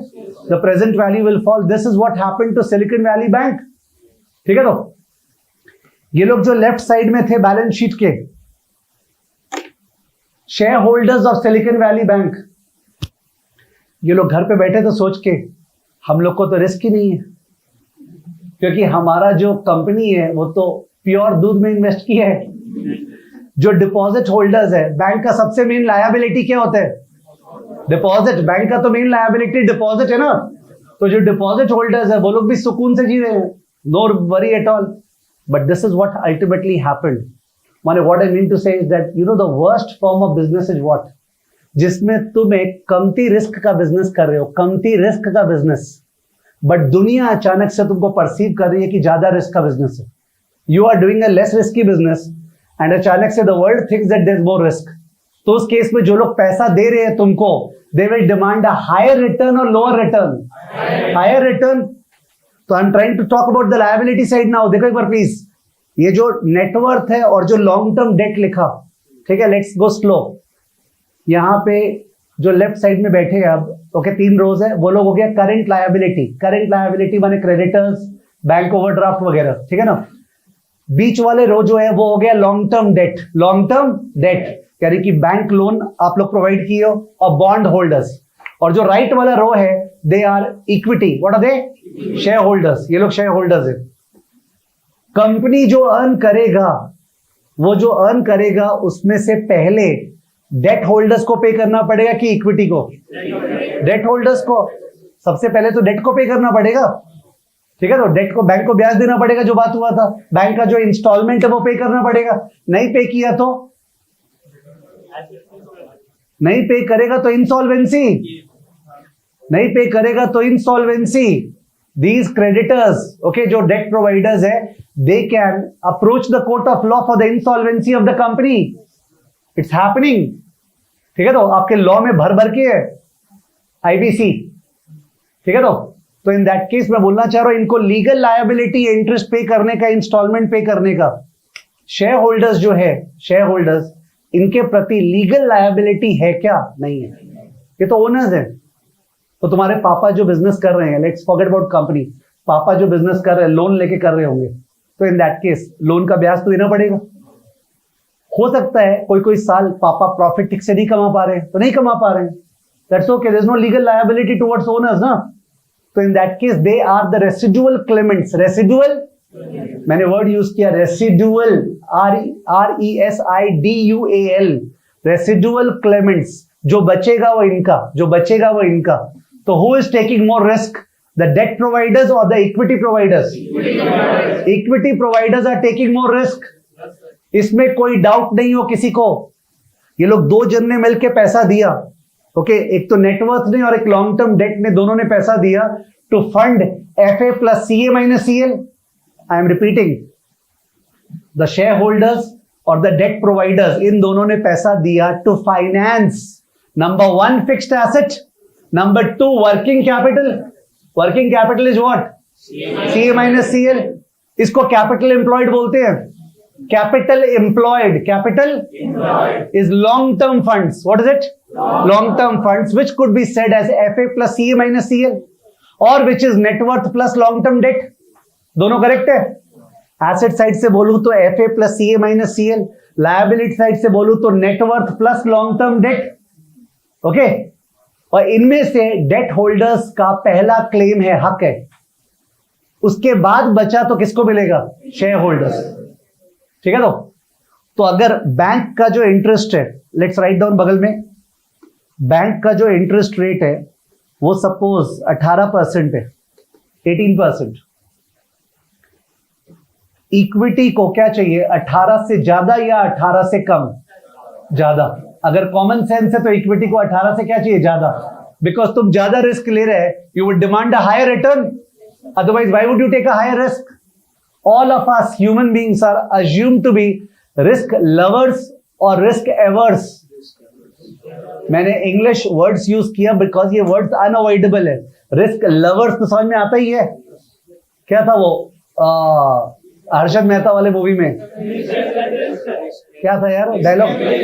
रिस्क है तो इश्क है, तो रिस्क लवर वाला लैंग्वेज था, रिस्क लवर्स, ठीक है।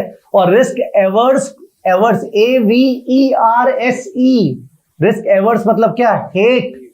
We all are suppose to hate risk, we don't like risk, but still we take risk to get what? Higher return. Higher return is the only reason अपने risk लेते हैं, otherwise we will all be taking no risk at all.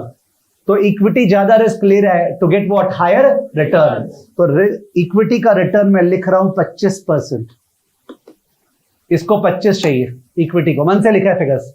इसको 18 चाहिए, इसको 25 चाहिए। एक बार taxation को बीच में नहीं ला रहे हैं, अदरवाइज टैक्सेशन आने से थोड़ा सा ये चेंज होगा, बट इतना डाइवर्ट करेंगे तो अपने मेन ट्रैक से फालतू में हट जाएंगे। तो टैक्सेशन को भूल जाओ एक बार, और काश मोदी जी अपने 3rd टर्म में, ठीक है, टैक्स हटाई दे, ठीक है। तो डायरेक्ट टैक्स को हटा दो, बढ़िया CA इंटर भी इजी हो जाए, फाइनल भी इजी हो जाए, ठीक है। एनीवेज 18-25 ये हुआ। और बहुत सारे सम्स में financial management is the only subject FM जिसमें बहुत सारे सम में लिखा हुआ आता है ignore taxation. And you know the joke, कुछ कुछ सम्स है जो आए हुए हैं जिसमें क्या रहता है? Tax rate 30%, ignore taxation. Oh God, लगता है क्या कर रहे हैं ये? सम लिखा, नीचे लिखा टैक्स रेट 30%, उसके बाद इग्नोर टैक्सेशन। तो आप लोग समझ जाते हो, भूल चुक माफ, वो बोल दिया इग्नोर टैक्सेशन मतलब क्या? इग्नोर, क्या अभी के लिए तो इग्नोर भाई, ठीक है ना। तो 18 और 25 अगर दोनों आधा आधा है, लॉन्ग टर्म डेट 500 करोड़ है, नेटवर्थ 500 करोड़ है, ठीक है। तो लॉन्ग टर्म डेट 500 करोड़ है, नेटवर्थ 500 करोड़ है, तो I can say the weight of long term date is half, weight of equity is half. Capital employed में वेट इज हाफ ऑफ, तो इन दैट केस अगर हाफ ऑफ है तो इसका average ले सकते हैं। सिंपल क्या आ रहा है? अरे 25 से 18 का एवरेज क्या आ रहा है? हाँ 21.5% आ रहा है। ये जो 21.5% है, 21.5 इज ओके विथ यू? 21.5% जो है उसको बोलते हैं, अभी लिखना नहीं है, उसको बोलते हैं WACC। क्या? WACC, weighted average cost of capital. क्या बोलते हैं? Weighted average cost of capital. Words को ध्यान दे, कैपिटल का कॉस्ट, कैपिटल का कॉस्ट, तो कॉस्ट ऑफ कैपिटल। कैपिटल माने क्या समझ में आया अभी? लॉन्ग टर्म फंड थी, all funds long term. Long term ये समझ में आया? बिकॉज मैं क्रेडिटर्स का बात नहीं कर रहा हूं, मैं बात कर रहा हूं केवल लॉन्ग टर्म डेट का और इक्विटी का। तो कैपिटल माने लॉन्ग टर्म फंड्स, ठीक है। तो लॉन्ग टर्म फंड्स का कॉस्ट कैसे निकलता है? Weighted average. क्या निकलता है? Weighted average. अगर मैं बोलूं कि long term debt, let's talk about Adani Enterprises. Okay, Adani का बात कर रहे हैं। अदानी का भी डूबा हुआ है कि सुधर गया? सुधर गया, जोर का सुधरा है। Great turn around. जिन्होंने उस समय अदानी के डूबे हुए स्थिति में इन्वेस्ट किया था, I being one of them, have massively gained, believe me. और मेरा प्रूफ क्या है? मेरा बाई चांस कभी टाइम पास चढ़े कि देखते हैं, तो इन दैट केस लाइन से मैंने उस समय 5-5 मिनट का 7 या 8 वीडियोस निकाला था। ऑडियोज, मेरा जनरली मन होता है वीडियोस नहीं निकालने का, ऑडियो निकालने। छत पे चलता रहा हूँ, I just record an audio.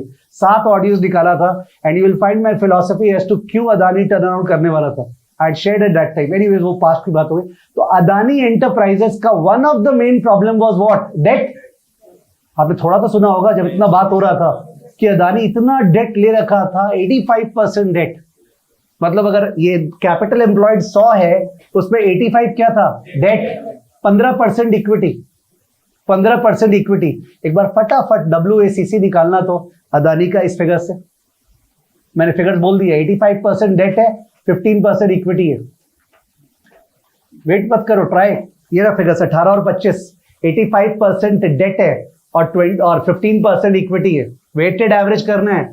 Weighted average सबको आता है। वेटेड एवरेज करना सबको आता है। Weighted average. Yes please, what is the answer? हाँ,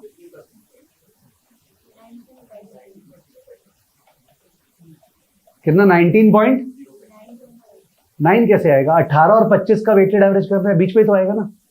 18 और 25 का वेटेड एवरेज। पहले अपने वेट्स हाफ हाफ दे रहे थे, अब वेट्स दे रहे 85 और 15। एक मिनट, चीज समझो तुम लोग को। वेटेड एवरेज सबको आता है यार, पर कोई नॉलेज का बात नहीं है। वेटेड एवरेज 18 और 25 का मेरे को वेटेड एवरेज निकालना है। तो मतलब weight into 18 plus weight into 25। Weights क्या है? 0.85, 0.15। करो कैलसी में प्लीज सब जन। 0.85 into 18, 0.85 into 18 plus 0.15 into 25। 0.85 into 18 plus 0.15 into 25, what is it? 19.05। किसी का नहीं आ रहा तो देखो क्यों नहीं आ रहा है, फिर से ट्राई करो। लिख के ट्राई कर लो यहां पे साइड में। ओके, लिख के ट्राई कर लो यहां पे साइड में। 0.85 into 18 plus 0.15 into 25। What is 0.85 into 18? First term क्या है? 15.3, 15.3 plus what is 0.15 into 25? 3.75, which is equal to what? 19.05%. 19.05%. 19.05% is the cost of capital. WACC full form याद है क्या? Weighted average cost of capital. ठीक है, weighted average cost of capital. तुमको समझ में आया इसका ये नाम क्यों है? बिकॉज कैपिटल माने लॉन्ग टर्म फंड्स। तो लॉन्ग टर्म फंड्स में डेट का कुछ कॉस्ट है, इक्विटी का कुछ कॉस्ट है। तो ओवरऑल कॉस्ट क्या है? अभी अविनाश सर ने मेरे को एक वीडियो भेजा था परसों सुबह। ठीक है, जोक्स वाला वीडियो तो भेजते ही है ना, तो उसमें पता नहीं, मेरे को ध्यान नहीं आ रहा है उस वीडियो में क्या था। एक बंदा यूट्यूबर है, आजकल बहुत सारे फिन इन्फ्लुएंसर्स हो गए ना, जो ही बोलते हैं, ठीक है, माने जो फाइनेंस में इन्फ्लुएंस कर रहे हैं। वो बंदा बोल रहा था मैंने एक नया चीज डिस्कवर कीजिए, सुनिए सुनिए सुनिए। बोले क्या क्या क्या? बोले लोग क्या करते हैं, सपोज 100 रुपया एक बैंक में डालते हैं और बैंक से इंटरेस्ट मिलता है 8%। 100 रुपया इंटरेस्ट मिलता है 8%। कितने बेवकूफ है। मैं 10 बैंक में पैसा डालता हूं, 10-10 रुपया, और मेरे को मिलता है 8 प्लस 8 प्लस 8 प्लस 8, 80%। सोचो, 100 रुपया एक बैंक में डाल रहा है, 8% कमा रहा है, 10-10 रुपया 10 बैंक में डाल रहा है, सब 8-8%, तो कितना हो गया? 80%। तो यू डू अंडरस्टैंड दैट हम लोग वेटेड एवरेज कर रहे हैं यार यहाँ पे। 0.85 into 18 plus 0.15 into what? 25, which is what? 19.05। इससे ये समझ में आया अदानी ने डेट को अगर ज्यादा रखा, उसका थोड़ा सा लॉजिक तो मैथमेटिकली अभी दिख गया तुमको। क्योंकि जब लोग हाफ हाफ लिए थे तो कॉस्ट ऑफ कैपिटल क्या आया था?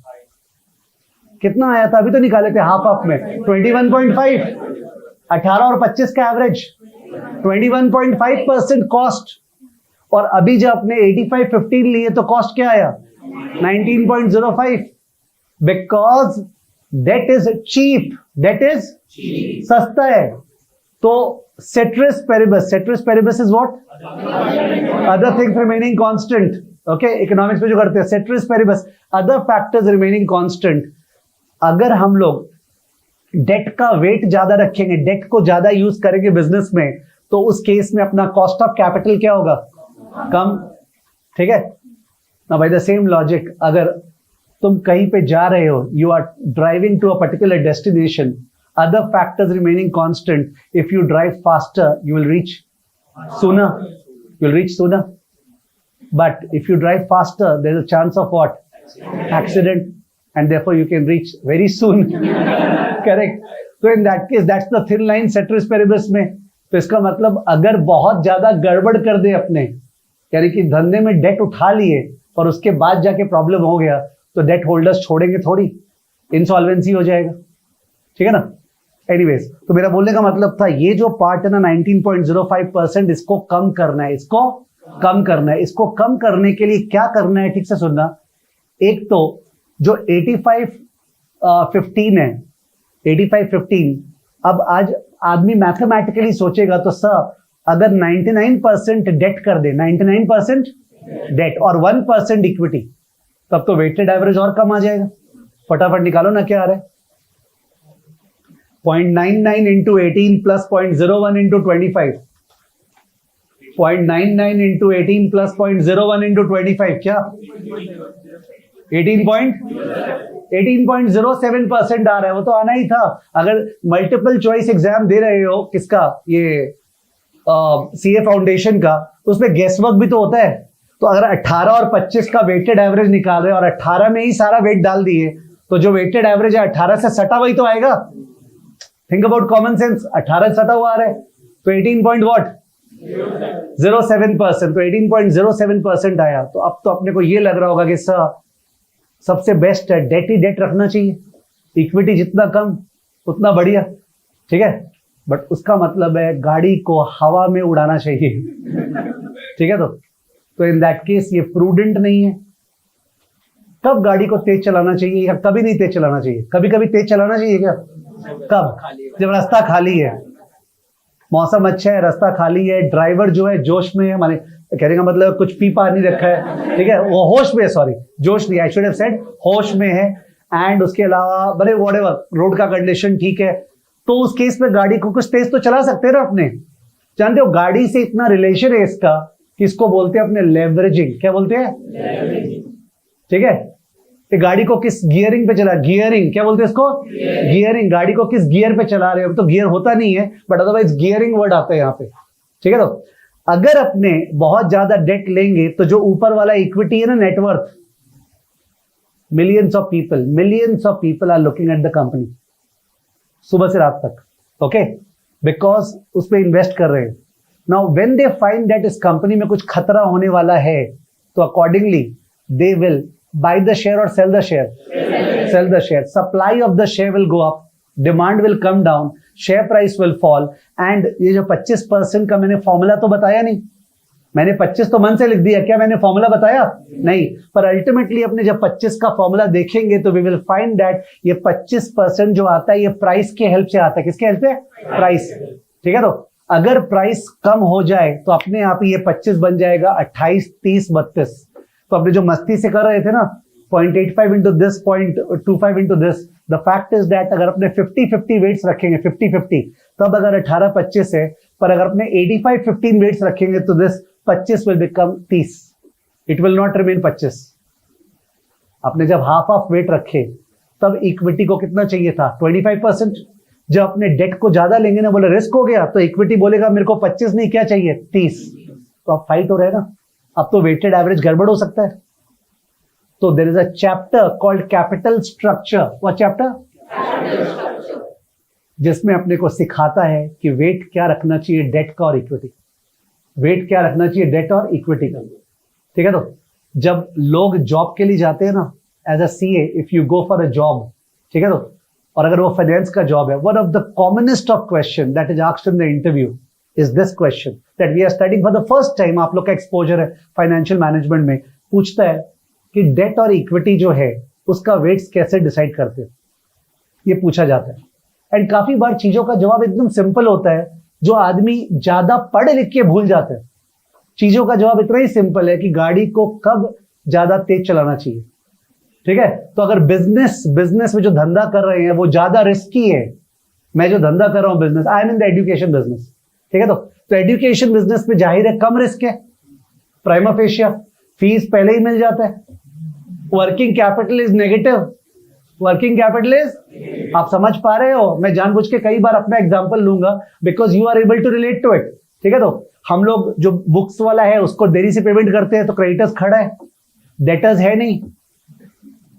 ठीक है, बुद्धिमान आदमी है, कैश इन हैंड ज्यादा रखते नहीं है, सब लगाया हुआ है पैसा, तो अल्टीमेटली वर्किंग कैपिटल तो नेगेटिव है. अपने तो एशियन पेंट्स का बात कर रहे थे, टॉक अबाउट आवर बिजनेस. और बेचारे स्टूडेंट्स कभी कभी पार्टी मांग लेते हैं, सर आज पार्टी हो जाए, और उसमें हम लोग मुंह बनाते हैं नहीं यार. ठीक है, तो रिमेंबर जब पार्टी मांगेंगे तो बोलेंगे सर नेगेटिव वर्किंग कैपिटल, याद है ना.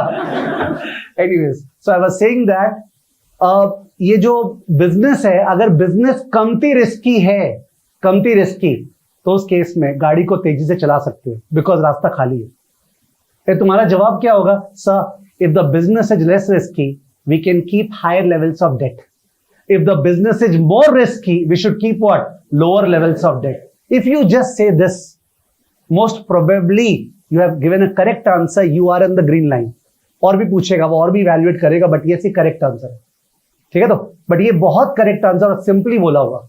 कौन सा business ज्यादा risky है प्लीज बताना. एक business हो गया अपना software business. Okay, technology software वाला बिजनेस, एक वो वाला बिजनेस हो गया. दूसरा बिजनेस हो गया सपोज अपना ये पतंजलि का बिजनेस, एफएमसीजी. कौन सा बिजनेस ज्यादा रिस्की है? सॉफ्टवेयर बिजनेस ज्यादा रिस्की है. Think about it closely, you will find that yes it is true. Patanjali is selling FMCG products. What products? FMCG, fast moving consumer goods. CA foundation के बच्चे BCK पढ़ के आए हैं. हाँ, और ऐसे भी आता होगा.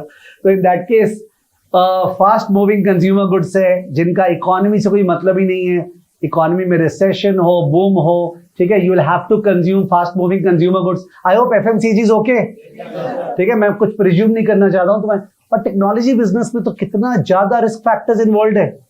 ठीक है, तो उसके अलावा एक और चीज सोचो, अगर किसी बिजनेस में फिजिकल एसेट्स है, क्या एसेट्स है? Plant, machinery, land, building. तो जो लोन दे रहा है बैंक वाला, तुम लोन दे रहे हो, तुमको पता है अगर ये आदमी लोन नहीं लौटाया तो मैं इसके एसेट्स पे कब्जा डालूंगा, I will recover something. But किसी बिजनेस में अगर इंटेलेक्चुअल कैपिटल है, केवल क्या है?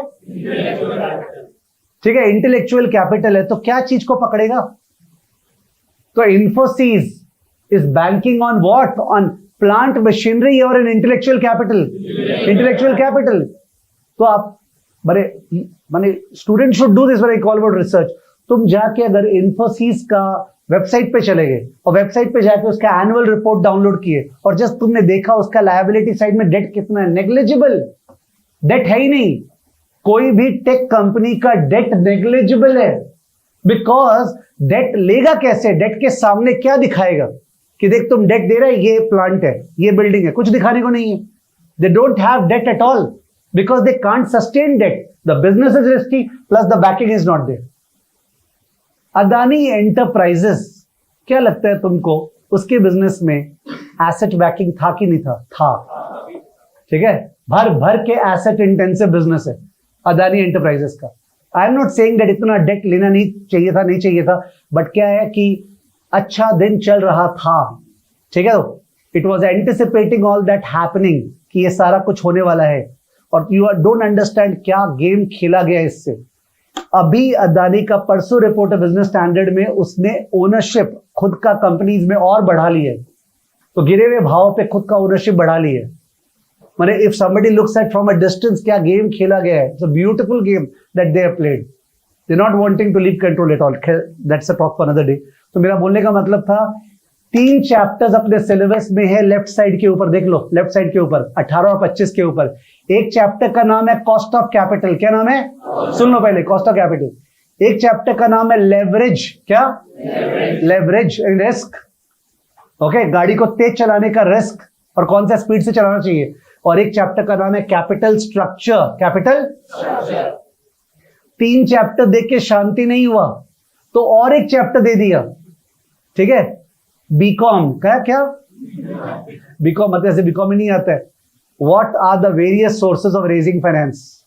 Point number 1 equity, point number 2 preference, point number 3 bank loan, point number 4 ऐसा होता है। 25 पॉइंट थे, कितना लिख के आया? 25, मैं कितना? 30। तो आई एम ट्राइंग टू से उस तरह से थियरी चैप्टर भी एक दे दिया है, डिफरेंट सोर्सेज ऑफ फाइनेंस का जस्ट पॉइंट वाइज लिखा हुआ, समझ गया? तो दे हैव डन दिस। तो मेरे बोलने का मतलब है ये जो पोर्शन है ना, नेटवर्थ और लॉन्ग टर्म डेट जो मार्क की है, this is the financing part, पैसा उठाना, फाइनेंसिंग पार्ट, जिसपे अपने बोलेंगे 3 चैप्टर है, थियरी को नहीं गिन रहे, ठीक है? तो let's mark it over there please. मैं नॉर्मली भी चैप्टर्स बता सकता था सिलेबस में क्या क्या है, एक तो बोरिंग लगता है, बैठता नहीं है, ठीक है? तो आई थॉट दैट मैं कोई तरीके से बताऊं कि सिलेबस क्या है, so that syllabus is complete, at the same time we have carried out a good discussion. I hope you are okay with it, ठीक है ना?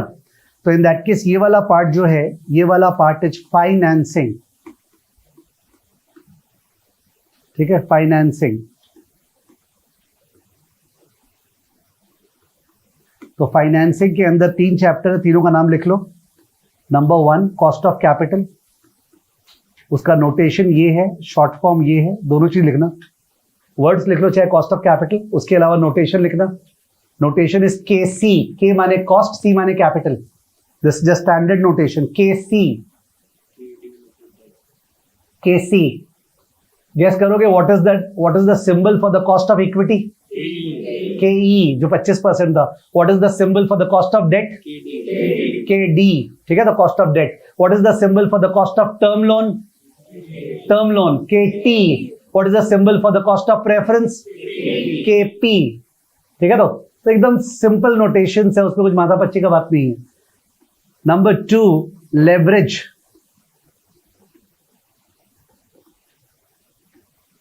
Leverage in our syllabus is the sweetest chapter. मतलब सारे students को सबसे ज्यादा सुंदर chapter लगता है, एंड मेरे ख्याल से जितने भी टीचर्स हैं, ठीक है, वो इसी चैप्टर से स्टार्ट करते हैं। तो मेरे को लगता है खाने के बाद अपने मिठाई खाते हैं, खाने के पहले, बाद ना लास्ट में। तो should not start with the sweet thing, it is not good for digestion, ठीक है? So I don't start with this, ठीक है? I start with the challenging stuff, investment decision वाला चैप्टर। नंबर 3 है कैपिटल स्ट्रक्चर। कैपिटल स्ट्रक्चर मतलब debt equity ratio क्या होना चाहिए। सर डेट ज्यादा यूज करे कि इक्विटी ज्यादा यूज करे बिजनेस में, ठीक है? Capital structure, okay. तो एक चैप्टर हुआ इन्वेस्टमेंट डिसीजन मेकिंग, एक है working capital management. Working capital management के अंदर छुपा हुआ 6 चैप्टर है, बिकॉज कैश के ऊपर एक चैप्टर, डेटर्स के ऊपर एक चैप्टर, अपने उस पर नहीं जा रहे हैं, ओके? एक एरिया पकड़े, ठीक है? और यहां पे 3 चैप्टर एकदम अलग अलग है, ओके। अब क्या है, ये तो बैलेंस शीट चल रहा था। दूसरा वाला इंपॉर्टेंट फाइनेंशियल स्टेटमेंट क्या होते हैं? हाँ, अरे प्रॉफिट एंड लॉस अकाउंट। तो प्रॉफिट एंड लॉस अकाउंट में, एक मिनट, मैं इस तरह बोलता हूं, व्हाट इज द धर्म ऑफ एन एसेट? एसेट का धर्म क्या है? रेवेन्यू जनरेट करना। एसेट्स का धर्म है रेवेन्यू जनरेट करना। अब वो रेवेन्यू में से कॉस्ट लेस होगा, कॉस्ट लेस होके प्रॉफिट आएगा, ठीक है? तो what I am trying to explain to you is that वो जो प्रॉफिट आएगा, वो प्रॉफिट पूरा का पूरा डिस्ट्रीब्यूट करते हैं एज डिविडेंड, या उसको रिटेन भी करते हैं? ओके। तो तुम्हारे ख्याल से सुनना प्लीज, केस 1, एक कंपनी है जो बहुत ही ज्यादा ग्रोथ ओरिएंटेड कंपनी है। ग्रोथ ओरिएंटेड यानी उस कंपनी में बहुत सारा अपॉर्चुनिटीज है नया नया प्रोजेक्ट्स करने का, ये प्रोजेक्ट वो प्रोजेक्ट, अच्छा रिटर्न्स। वर्सेस एक दूसरा कंपनी है जो कि ऐसे बिजनेस में है जिसमें ग्रोथ नहीं है, ऐसा बिजनेस जिसमें ग्रोथ नहीं है। 2 कंपनीज, दोनों कंपनी ने प्रॉफिट अर्न किया। कौन से कंपनी को डिविडेंड ज्यादा देना चाहिए? सेकेंड वाले को, बिकॉज सेकंड वाले में तो कहां इन्वेस्ट करेगा, अपॉर्चुनिटी नहीं है उसके पास इन्वेस्ट करने का, ठीक है। तो वो शेयर होल्डर्स को डिविडेंड दे दे। और जो फर्स्ट वाला कंपनी है उसके पास तो ह्यूज ग्रोथ अपॉर्चुनिटी है, नया नया प्रोजेक्ट से क्या मैसिव रिटर्न है, तो इन दैट केस वो क्या करेगा, प्लाविंग बैक, ये वर्ड तो बहुत जन यूज करते हैं ना, PLOUGH, ploughing back of profits, retained earnings, ठीक है। तो ये जो डिसीजन है ना कि अपने डिविडेंड दें या नहीं दे, डिविडेंड दे या नहीं दे, ये decision is called dividend policy. What is it called? Dividend policy, ठीक है। मुकेश के पापा का नाम धीरू भाई, ओके, मुकेश भाई के पापा का नाम धीरू भाई, अनिल का नाम नहीं लिया, उनका भी पापा का नाम, ठीक है। सो जब धीरू भाई का डेथ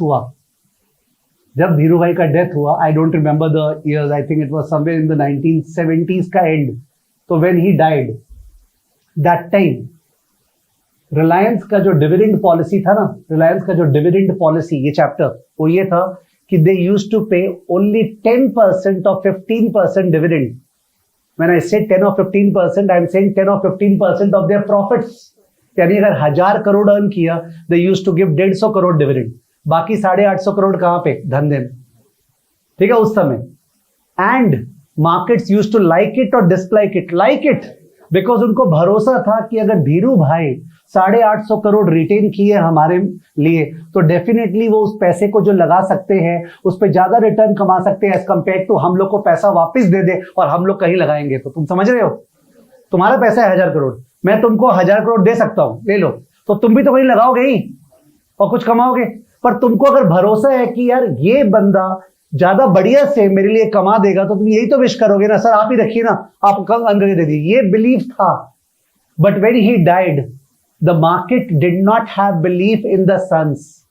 कुछ हद तक सही भी था, छोटे वाले भाई के बारे में सोचे तो, और कुछ हद तक गलत भी था, ठीक है। सो इन दैट केस रिलायंस को वहां पे एडमेंट होने से नहीं चला, Reliance change it's dividend policy. उन्होंने वहां पे डिविडेंड पॉलिसी चेंज करके 50% डिविडेंड देना चालू किया। कितना? 50, 15 से 50, यानी 1000 करोड़ में 500 करोड़ क्या करेंगे, डिविडेंड, और 500 करोड़ रिटेन, बिकॉज बाजार वही एक्सेप्ट करने को तैयार था।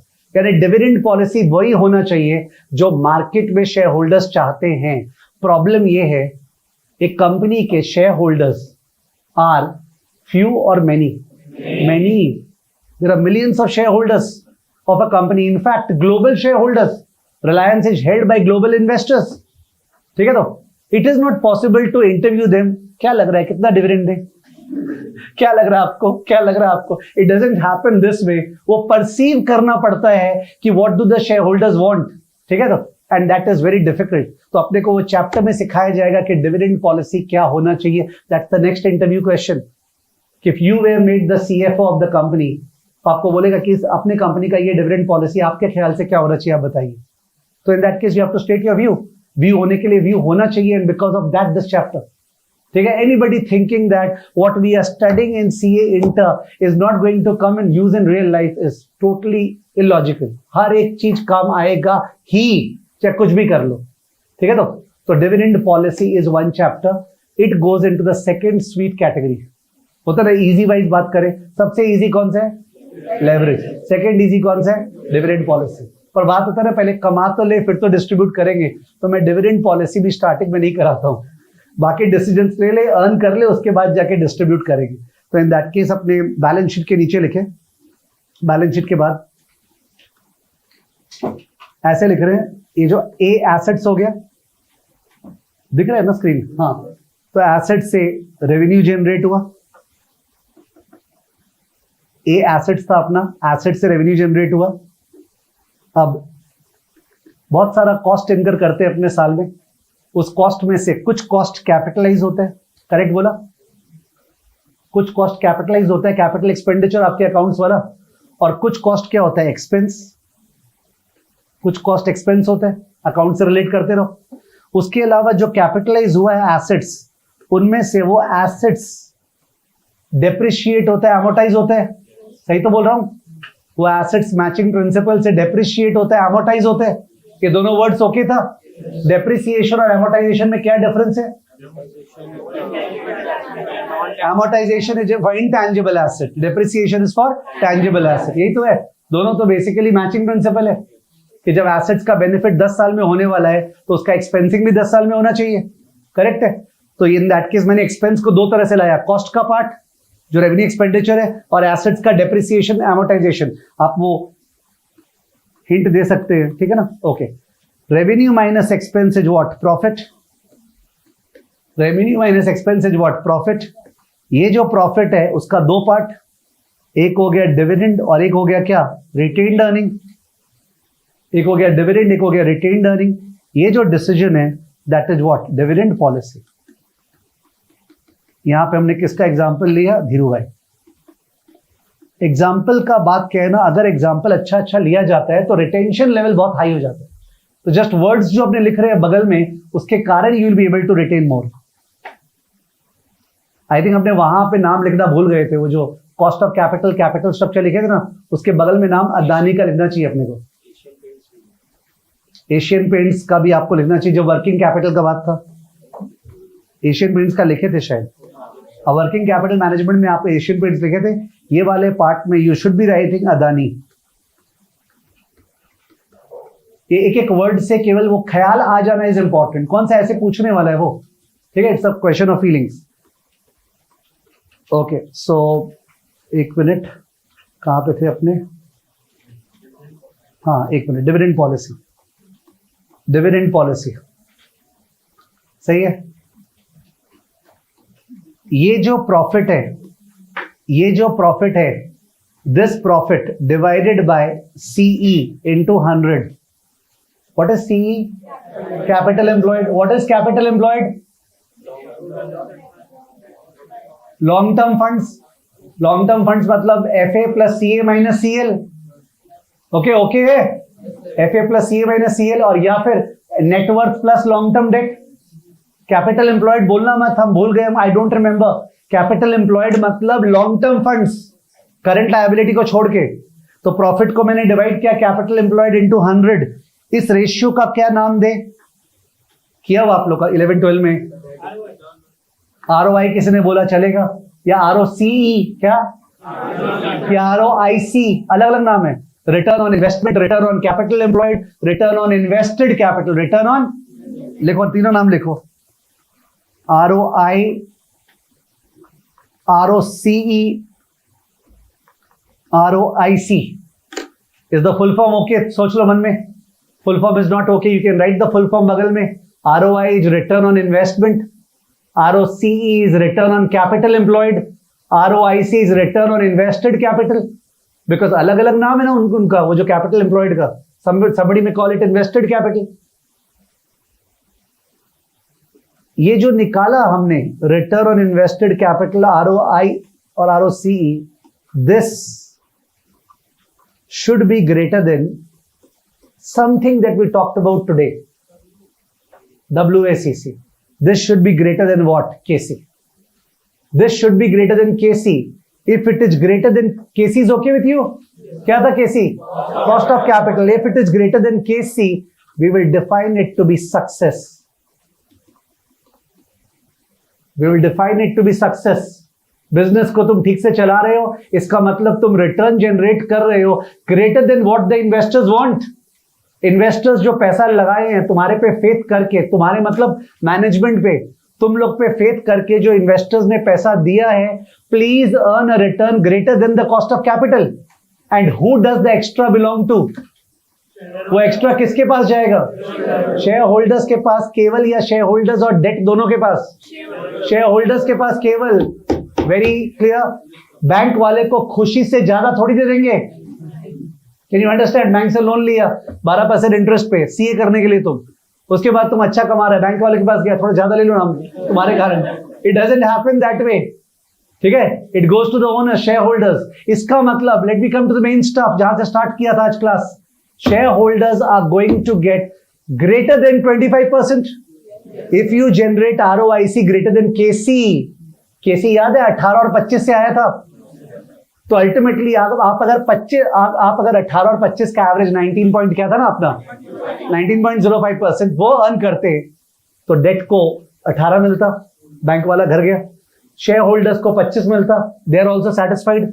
would the share price then rise or fall or remain the same? Remain the same. But if we earn greater than KC, then then debt providers को 18 मिल गया, शेयर होल्डर्स को 25 मिला कि 25 से ज्यादा? अगर 25 से ज्यादा मिला तो शेयर प्राइस विल राइज और फॉल? राइज. तो शेयर प्राइस विल राइज, तो share holders will become wealthy. And what is the objective of financial management? To maximize share holders wealth. ठीक है. Ultimately everything will boil down to that. ठीक है. घूम फिर के it has to come down to that. ठीक है. और एक चीज, रूम के अंदर अपने जो बैठे हैं, तो ये कंपनी है. ठीक है. ये लोग ओनर्स है, शेयर होल्डर्स है. से आप लोग बोर्ड ऑफ डायरेक्टर्स हो जो मैनेजमेंट को संभाल रहे हो कि मैनेजमेंट काम कर रहा है उन लोग के लिए. ये रूम के अंदर का बात है. रूम के बाहर सारा दुनिया है. लेट्स इमेजिन दैट इस रूम में जो दीवार है, ओके, दैट्स लाइक ग्लास का दीवार वगैरह, थोड़ा ट्रांसपेरेंट, थोड़ा नॉट ट्रांसपेरेंट, और वो लोग को दिख रहा है अपने रूम में क्या कर रहे हैं, पर पूरा नहीं दिख रहा है. ठीक है. तो outside world, they are the ones who are creating demand and supply for our shares. ठीक है ना. अगर वो लोग को बुलिशनेस लग रहा है अपने बारे में, क्या बुलिशनेस भी बीसीके में किया हुआ है. ठीक है. They are positive about it, they are optimistic about it, तो दे विल फील दैट अपना बढ़िया होने वाला है, they will by more shares. अगर वो लोग को लगता है अपने गंदगी कर रहे हैं, दे विल सेल शेयर्स. समझ गए.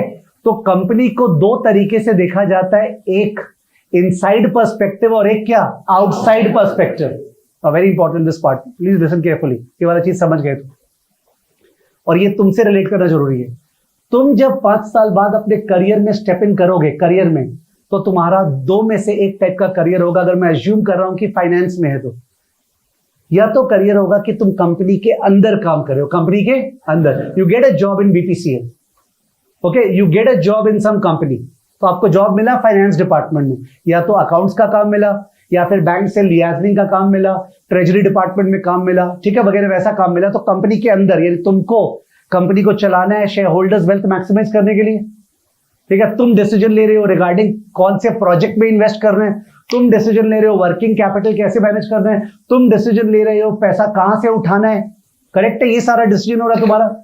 और या फिर सीए बनने के बाद तुम ज्वाइन किया कोई brokerage firm, like say Kotak securities, HDFC securities. तुम ज्वाइन किया कोई इन्वेस्टमेंट बैंक से JP Morgan, Goldman, chartered accountants वही कर रहे हैं. तुम ज्वाइन किया कोई consultancy firm, okay, like McKinsey, like BCG. ठीक है. ये लोग कंपनीज जो बाहर है, बाहर, वो लोग बाकी कंपनीज को स्टडी कर रहे हैं. बीपीसीएल क्या कर रहा है, वो लोग बाहर से देख रहे हैं, और बाहर से देख के क्लाइंट्स को एडवाइस कर रहे हैं कि इसका शेयर बाई करो. क्लाइंट्स को एडवाइस करे, बैंक लोग को इसको लोन दो. समझ गए. Outsiders perspective. तो जब आउटसाइडर को एक बार माने, अभी तक अपने इनसाइडर वाइज बात करें, पूरा चैट आज क्लास जो चला है वो इनसाइडर वाइज बात चला. अब अपने बाहर खड़े हो जाते हैं. बाहर से हम एक कंपनी को एनालाइज कर रहे हैं. कैसे एनालाइज करेंगे? क्या एक पब्लिक लिमिटेड कंपनी का PL account balance sheet is a public document? Yes, it's available. Go home, download anybody's. ठीक है. तो एनुअल रिपोर्ट उसका अवेलेबल है. क्या वो कंपनी कभी कभी प्रेस रिलीज करता होगा? यस, प्रेस रिलीज करता है पब्लिक लिमिटेड कंपनी. क्या उसका क्वार्टरली फाइनेंशियल स्टेटमेंट्स आउट होता है? यस, वो ऑडिटेड नहीं होता है. जो क्वार्टरली स्टेटमेंट्स है ना, हर क्वार्टर का रिजल्ट, जैन फेब मार्च का रिजल्ट अप्रैल मई में आता है, वो ऑडिट नहीं होता उसका. ठीक है. एनुअल ऑडिट होता है, क्वार्टरली का ऑडिट नहीं होता है. बट यस, वो कंपनी रिलीज करता है, वो सारा पब्लिक स्टेटमेंट है. वो कंपनी जिस इंडस्ट्री में है, जिस इंडस्ट्री में, क्या उस इंडस्ट्री का रिपोर्ट्स वगैरह गवर्नमेंट वगैरह अदर एजेंसीज निकालता है? यस. इकोनॉमी में क्या हो रहा है, जीडीपी, अनएम्प्लॉयमेंट, इन्फ्लेशन, क्या उसका डेटा अवेलेबल होता है? यस. वर्ल्ड इकोनॉमी में क्या हो रहा है, क्या उसका डेटा अवेलेबल होता है? Yes. I am trying to say just imagine, बाहर वाला ये सब चीज को देख रहा है, बट सबसे ज्यादा क्या दिख रहा है? कंपनी को. सबसे ज्यादा क्या दिख रहा है? कंपनी को. मेरे पास कंपनी का पीएल अकाउंट बैलेंस शीट है. मैं कंपनी को एसेस करना चाह रहा हूं, यार ये कंपनी का वर्किंग कैपिटल कैसा था, ये लोग वर्किंग कैपिटल कैसे संभाल रखा है. मैं उसका करंट रेशियो निकालूंगा. Current ratio, what's the formula? CA by CL. CA by, ज्यादातर लोग को पता होगा, करंट रेशियो को बोलते हैं current asset divide by current liability.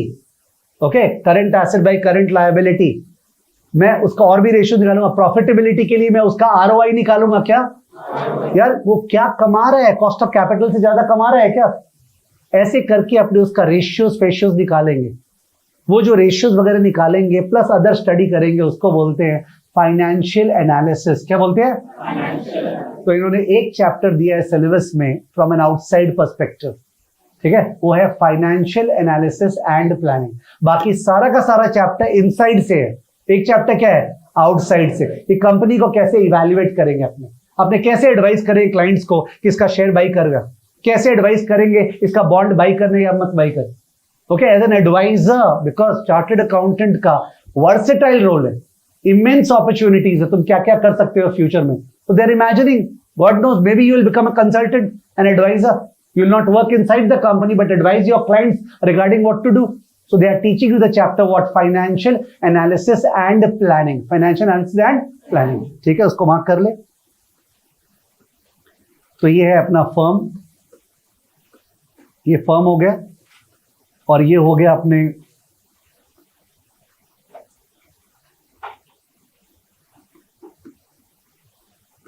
Users.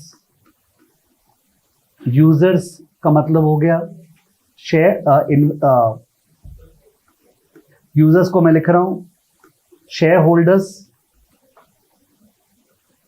Share holders comma prospective, prospective shareholders, एक एग्जिस्टिंग शेयर होल्डर्स, एक prospective shareholders, debt providers et cetera. तो ये जो यूजर्स है, यूजर्स, ये लोग फर्म को बाहर से देख रहे हैं। Why? Because they have to decide क्या इस कंपनी का शेयर जो मेरे पास है उसको होल्ड करे कि बेच दे। ओके, प्रोस्पेक्टिव शेयर होल्डर्स वो जिनके पास शेयर नहीं है, क्या शेयर बाई कर ले क्या। डेट प्रोवाइडर्स, क्या इस कंपनी का बॉन्ड बाई करें, या अगर है तो क्या बेच दे क्या। तो they have to decide all that. इसके लिए ये लोग कंपनी को स्टडी कर रहे हैं, तो खुद या एनालिस्ट लोग की मदद से। किसकी मदद से? एनालिस्ट लोग की मदद से, ठीक है। सो दे, ये जो यूजर्स है, they will carry out FAP, they will carry out FAP. FAP is what? Financial analysis and planning, to take economic decisions. To take economic decisions. Okay, they will carry out FAP to take economic decisions. They will carry out financial analysis and planning to take what? Economic decisions. और loosely बोले तो FAP क्या हो गया? Ratio analysis. Loosely क्या हो गया? Ratio analysis. Ratios वगैरह निकालेंगे कंपनी का परफॉर्मेंस जानने के लिए। तो ये आउटसाइड पर्सपेक्टिव था, बाकी क्या था? इनसाइड पर्सपेक्टिव, ठीक है। किसका किसके 11-12 में रेशियो चैप्टर था? मैं कुछ पूछ रहा नहीं, पर किसके था? मेरे ख्याल सारे हैंड्स ही अब दिख रहे हैं, because ratios generally West Bengal board में था। क्या वेस्ट बंगाल बोर्ड से कौन कौन है? ओके, वेस्ट बंगाल बोर्ड में रेशियोज था क्या? यस, मेरे को तो लग रहा है सारे बोर्ड्स में ही था रेशियोज। कितना याद है नहीं याद है वो एक अलग बात है, बड़ा तो भाई डजंट मैटर, जरा सा एक आइडिया होना बेटर रहता है, वरना everything will be done in class. तो ये सारा का सारा सिलेबस हो गया, ठीक है। तो एक चैप्टर था कौन सा? इन्वेस्टमेंट डिसीजन, जिससे अपने स्टार्ट करेंगे इन्वेस्टमेंट डिसीजन। सेकेंड चैप्टर जो है कॉस्ट ऑफ कैपिटल, कौन सा? ये अपना बुक 1 होगा, जो आपको बुक मिलेगा नेक्स्ट क्लास, बुक 1। उसमें मैंने ये 2 चैप्टर्स को रखा है, एक तो पैसा लगाना, दूसरा पैसा क्या? उठाना, ठीक है। They are the main 2 chapters.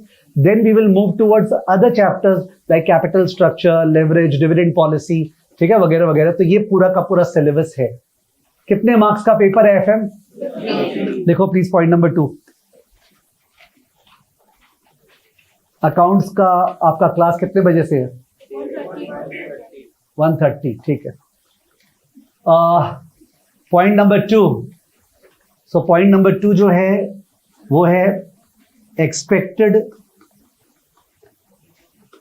Exam pattern. Expected exam pattern, तो एक्सपेक्टेड एग्जाम पैटर्न में अपने 15 मार्क्स का MCQ आएगा। 15 मार्क्स का एमसीक्यू आएगा, मल्टीपल चॉइस क्वेश्चंस। ओके, प्रज्ञा प्रताप घोष पूछ रहे हैं बुक्स प्रिंट हो गया? बुक्स प्रिंट हो गया, वो डिस्पैच में है। अगर आप घर पे क्लास कर रहे हैं डायरेक्ट टू होम, जो लोग LAC लाइव एट सेंटर कर रहे हैं उनको बुक्स हम लोग नेक्स्ट क्लास दे देंगे, बिकॉज मेरे ख्याल से आज आने वाला है। ठीक है, तो next class will get the books माने बुक 1 फर्स्ट वाला। लेकिन अभी सिलेबस निकला तो we are also taking time to make other books. तो एक्सपेक्टेड एग्जाम पैटर्न में 15 नंबर का एमसीक्यू आएगा ना। एमसीक्यू दो तरह का आ सकता है, एक एमसीक्यू हो गया सिंगल और एक एमसीक्यू हो गया केस स्टडी वाइज, कि क्वेश्चन है राइटअप है उससे 4 क्वेश्चन है, अभी नहीं पता चल रहा है कैसा आएगा। तो we are thinking right now कि अगर जब तक नहीं पता चलता दोनों ही राइट कर सकते हैं, डजंट मैटर। ठीक है, तो 15 नंबर का एमसीक्यू आएगा। क्या आइडिया आप लोग को एमसीक्यू में? ये लोग सबको सेम सेट देते हैं या अलग अलग सेट देते हैं? अलग अलग सेट देते हैं। थोड़ा सा चीटिंग डिफिकल्ट है, ठीक है, और होना भी चाहिए। ठीक है, थोड़ा सा चीटिंग डिफिकल्ट है और होना भी चाहिए। नेगेटिव मार्किंग है कि नहीं है? नहीं है, नेगेटिव मार्किंग नहीं है। यानी जिसको भी लगता है कि उसका गेसिंग पावर बहुत ज्यादा है, आ जा, because it is believe that तुम्हारा गेसिंग पावर इतना बढ़िया है, तो रियल लाइफ में जब तुम डिसीजन लेगा तब भी गेस करके डिसीजन लेगा, तो कंपनी का शेयर होल्डर्स वेल्थ भी क्रिएट कर ही देगा। ठीक है, ओके। अब उसके बाद जो मेन पेपर चालू होगा एमसीक्यू के बाद, उसमें जो 15 मार्क्स का कंपल्सरी होगा 5 into 3, यानी 3 क्वेश्चन 5-5 नंबर के। Okay, 5 marks. ठीक है, समझ गए? 3 क्वेश्चन 5-5 मार्क्स के। तो ये लोग चाहेंगे सारे चैप्टर्स कवर करें। दे वुड वांट दैट काश पेपर में कोई भी चैप्टर छोड़ा नहीं है। It's not that dividend policy से नहीं आया, कम से कम एक क्वेश्चन दे दिए उसका 5 नंबर का, एफएपी से नहीं आया। They would like to give every part of the syllabus.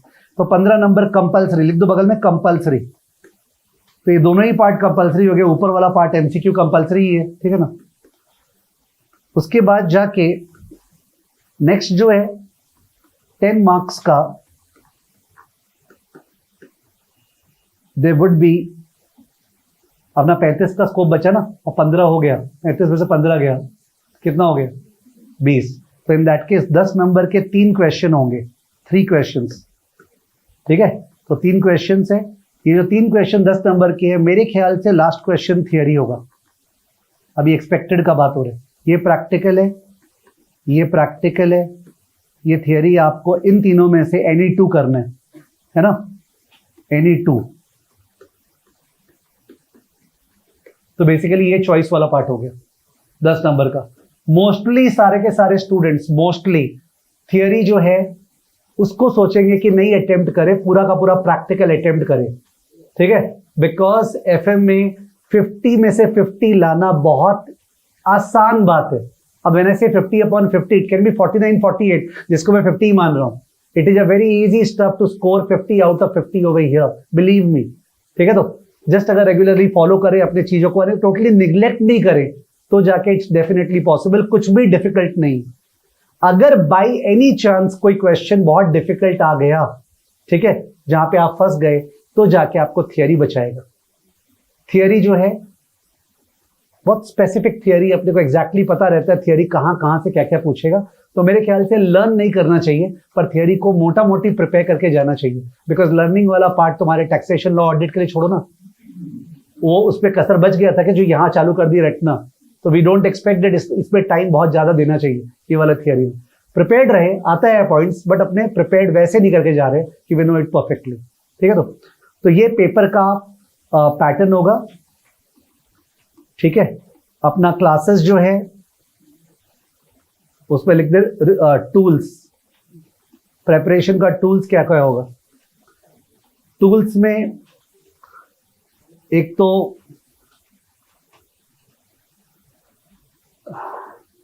Tuition का बुक्स हो गया, तो मेरे ख्याल से 4 बुक्स होंगे, बिकॉज पार्ट करके बन रहे हैं। दूसरा जो है टूल हो गया ICAI।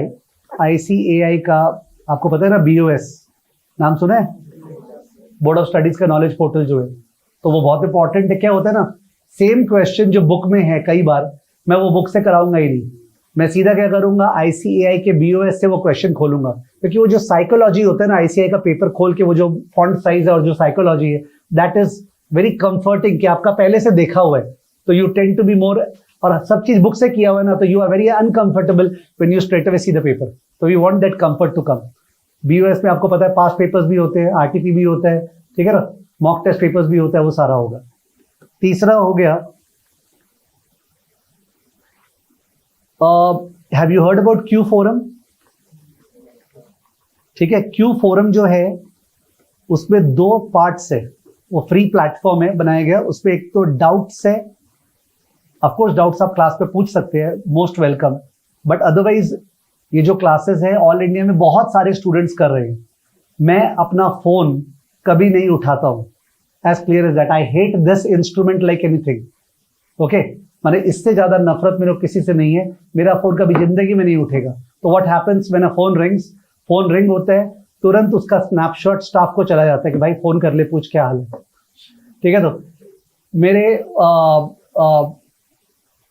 टेलीग्राम जो है, मैं अपना नंबर दे दूंगा, टेलीग्राम आप कर सकते हैं, but I see it very discreetly, यानी कभी कभी देखता हूं, तो मेरे से कम्युनिकेशन का जो मात्र साधन है, क्लास पे तो मिलेंगे ही अपने, वो है क्यू फोरम पे। क्यू फोरम पे आपको डाउट्स डालने, ठीक है, और वो डाउट्स का जो आंसर है मैं करता हूँ, I spend most of my time on Q forum.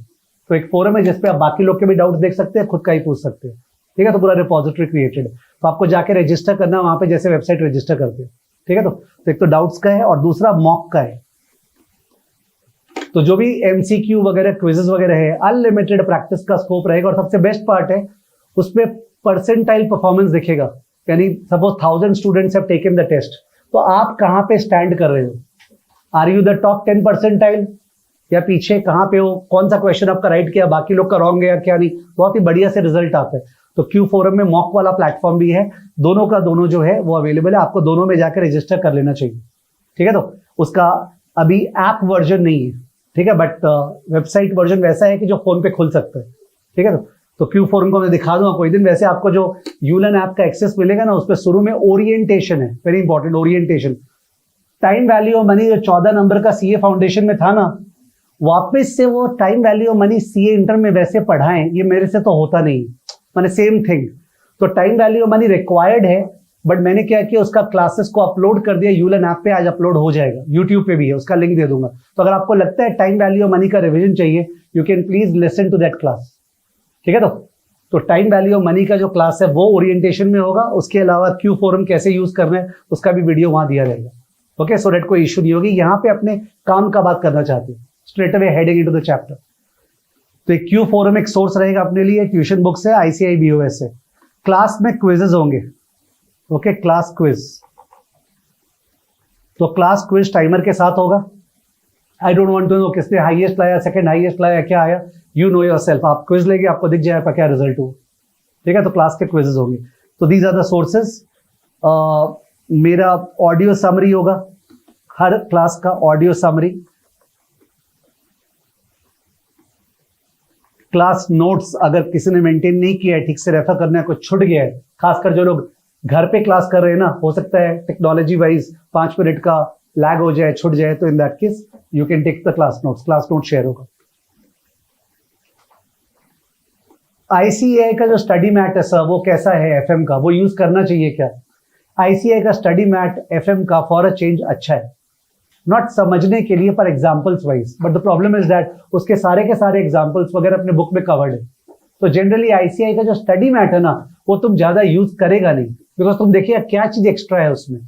तो I am not disrecommending, but how will you use it, because all the sums are there in our book, तो सारे चीज बुक में कवर्ड है, तो अदरवाइज आप देख सकते हैं, बट अदरवाइज काम नहीं पड़ेगा, ठीक है ना। तो मैं लिख रहा नहीं हूँ ICAI study mat, okay.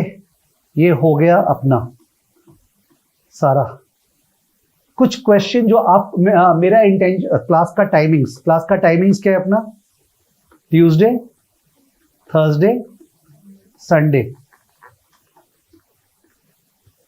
11 AM to 1 PM 2 घंटे का टाइमिंग है। अभी ट्यूसडे नहीं कर रहे हैं, 1-2 वीक के लिए, ठीक है, we will start Tuesday soon. My intention is to complete the curriculum by December, कि दिसंबर में कंप्लीट हो जाए, सो दैट कम से कम मैं आपके स्ट्रेसेस के लिए कॉज नहीं बनूं, ठीक है, तो I should not be the cause, it should always be that यार एफएफ तो हो गया था, ठीक है, प्लस क्विजेस होते रहेंगे, करेक्शन होता रहेगा। हो सकता है जैसे अपने बीच बीच में दिसंबर खत्म कर लिए, सिर्फ 15 दिन में अपने कोई लाइव क्लास कर रहे हैं, साथ में कोई चीज रिवाइज करने का, तो रिविजन क्लास वगैरह जोर से चल रही है आफ्टर दिसंबर, वो भी बहुत ज्यादा नहीं, से 10 दिन में 15 दिन में एक क्लास 2 घंटे का, मजा आ गया, पूरा रिवाइज हो गया, वैसा वाला करते रहेंगे। ठीक है, तो that's how we plan to move ahead. ठीक है ना, मैं कुछ भूल रहा हूँ, हो सकता है किसी को कुछ पूछना हो, प्लीज पूछिए कुछ भी। कैलकुलेटर जो है, जो आप कैलकुलेटर यूज करेंगे, आज अपने जान पूछ के, मेरे को कुछ एपरेटर्स में जाना नहीं था, I did not go to calculator ये वो वगैरह पे। कैलकुलेटर बहुत इंपॉर्टेंट है, कैलकुलेटर में जीटी होना चाहिए, है क्या देख लो, वो जीटी के बिना भाई चलेगा नहीं, एकदम नहीं चलेगा। ठीक है, because we have to do that annuity factor वाला पार्ट अगेन एंड अगेन, तो जीटी जरूर होना चाहिए कैलकुलेटर में, बाकी जो भी यूज करो तुम्हारा मन। ठीक है, और कुछ सोचो भाई, चीज मन में आ रहा है तो पूछ लो ना। कितना कॉपी कितना रखना है? नहीं, ऐसा कुछ नहीं मेरा, बहुत जन पेजेस में लिखते हैं, आई डोंट बिलीव दैट। ठीक है, कॉपी कितना रखना उन्होंने पूछा, तो I don't have those things. ठीक है, वो आपका मन। यूलन ऐप कहां से डाउनलोड करेंगे?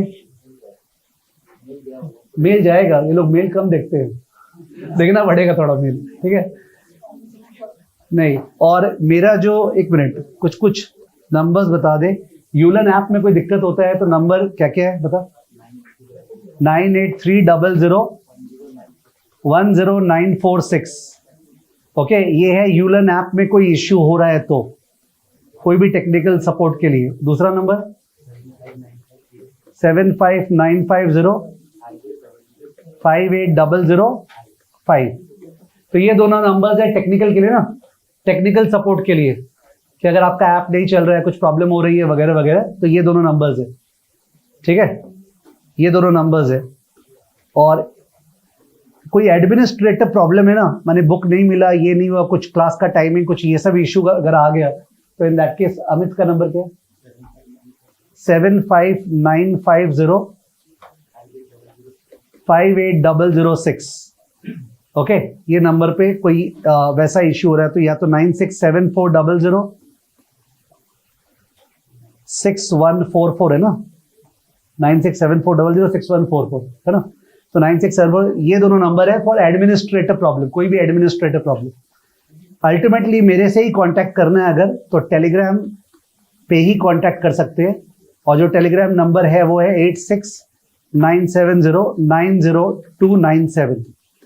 क्लास में तो मिल रही है रोज अपने, देयर इज नो इश्यू। ठीक है, तो बट अदरवाइज भी अगर कांटेक्ट करना है तो टेलीग्राम पे प्लीज डाल दें, तो स्टाफ मेरे को दिखा देगा, बिकॉज नंबर सीधा स्टाफ के पास चला जाता है, मेरे पास नहीं रहता है फोन।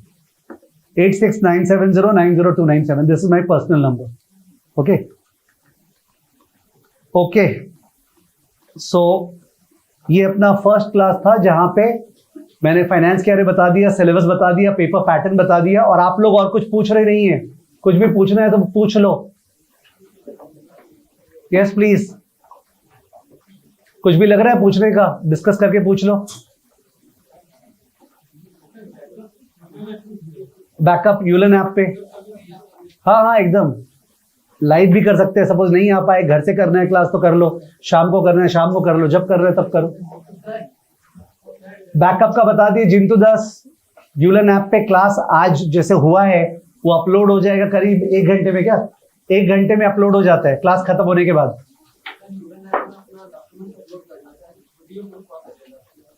यूलन ऐप पे डॉक्यूमेंट्स जो अपलोड करना है उसमें एक वीडियो देना पड़ता है ना, सेल्फ इंट्रोडक्शन देना पड़ता है। अभी सबसे बेस्ट पार्ट है, ये सुधीर जी जो है ना, वही टेक्निकल का काम करते हैं, तो अभी इनसे समझ लेना, कुछ भी समझना हो तो। ठीक है, तो बिकॉज मैं कम जानता हूं, पता नहीं क्या लैंग्वेज यूज कर दूंगा। ठीक है, वही बताएंगे। ओके, और कुछ पूछो प्लीज, कुछ भी। अगर अभी आप लोग का जो क्लास है अकाउंट्स का क्लास, वो अदर बिल्डिंग में है। ठीक है, अकाउंट्स का क्लास, आई थिंक ब्रेक का भी स्कोप मिल गया आपको, हाँ आधे घंटे का टाइम भी है। ठीक है, तो अपने कब मिल रहे हैं? संडे को। एंड आज के क्लास में इंट्रोडक्शन हो गया, तो अगर हो गया तो अपने स्ट्रेट अवे संडे को we are starting with the first chapter, investment decision making. उस चैप्टर से स्टार्ट कर देंगे, बट बहुत ही स्लो जाएंगे, जिससे टाइम वैल्यू ऑफ मनी का रिवीजन उस चैप्टर के अंदर भी हो जाएगा। ठीक है ना? ओके, और किसी को पर्सनली कुछ पूछना है तो आई एम अवेलेबल, पूछ सकते हैं अभी। ठीक है, हमारे क्लास के बाद आप यहाँ रुक के पूछ सकते हैं, आई एम अवेलेबल। ठीक है, चलिए, थैंक यू, मिलते हैं संडे को, बाय बाय।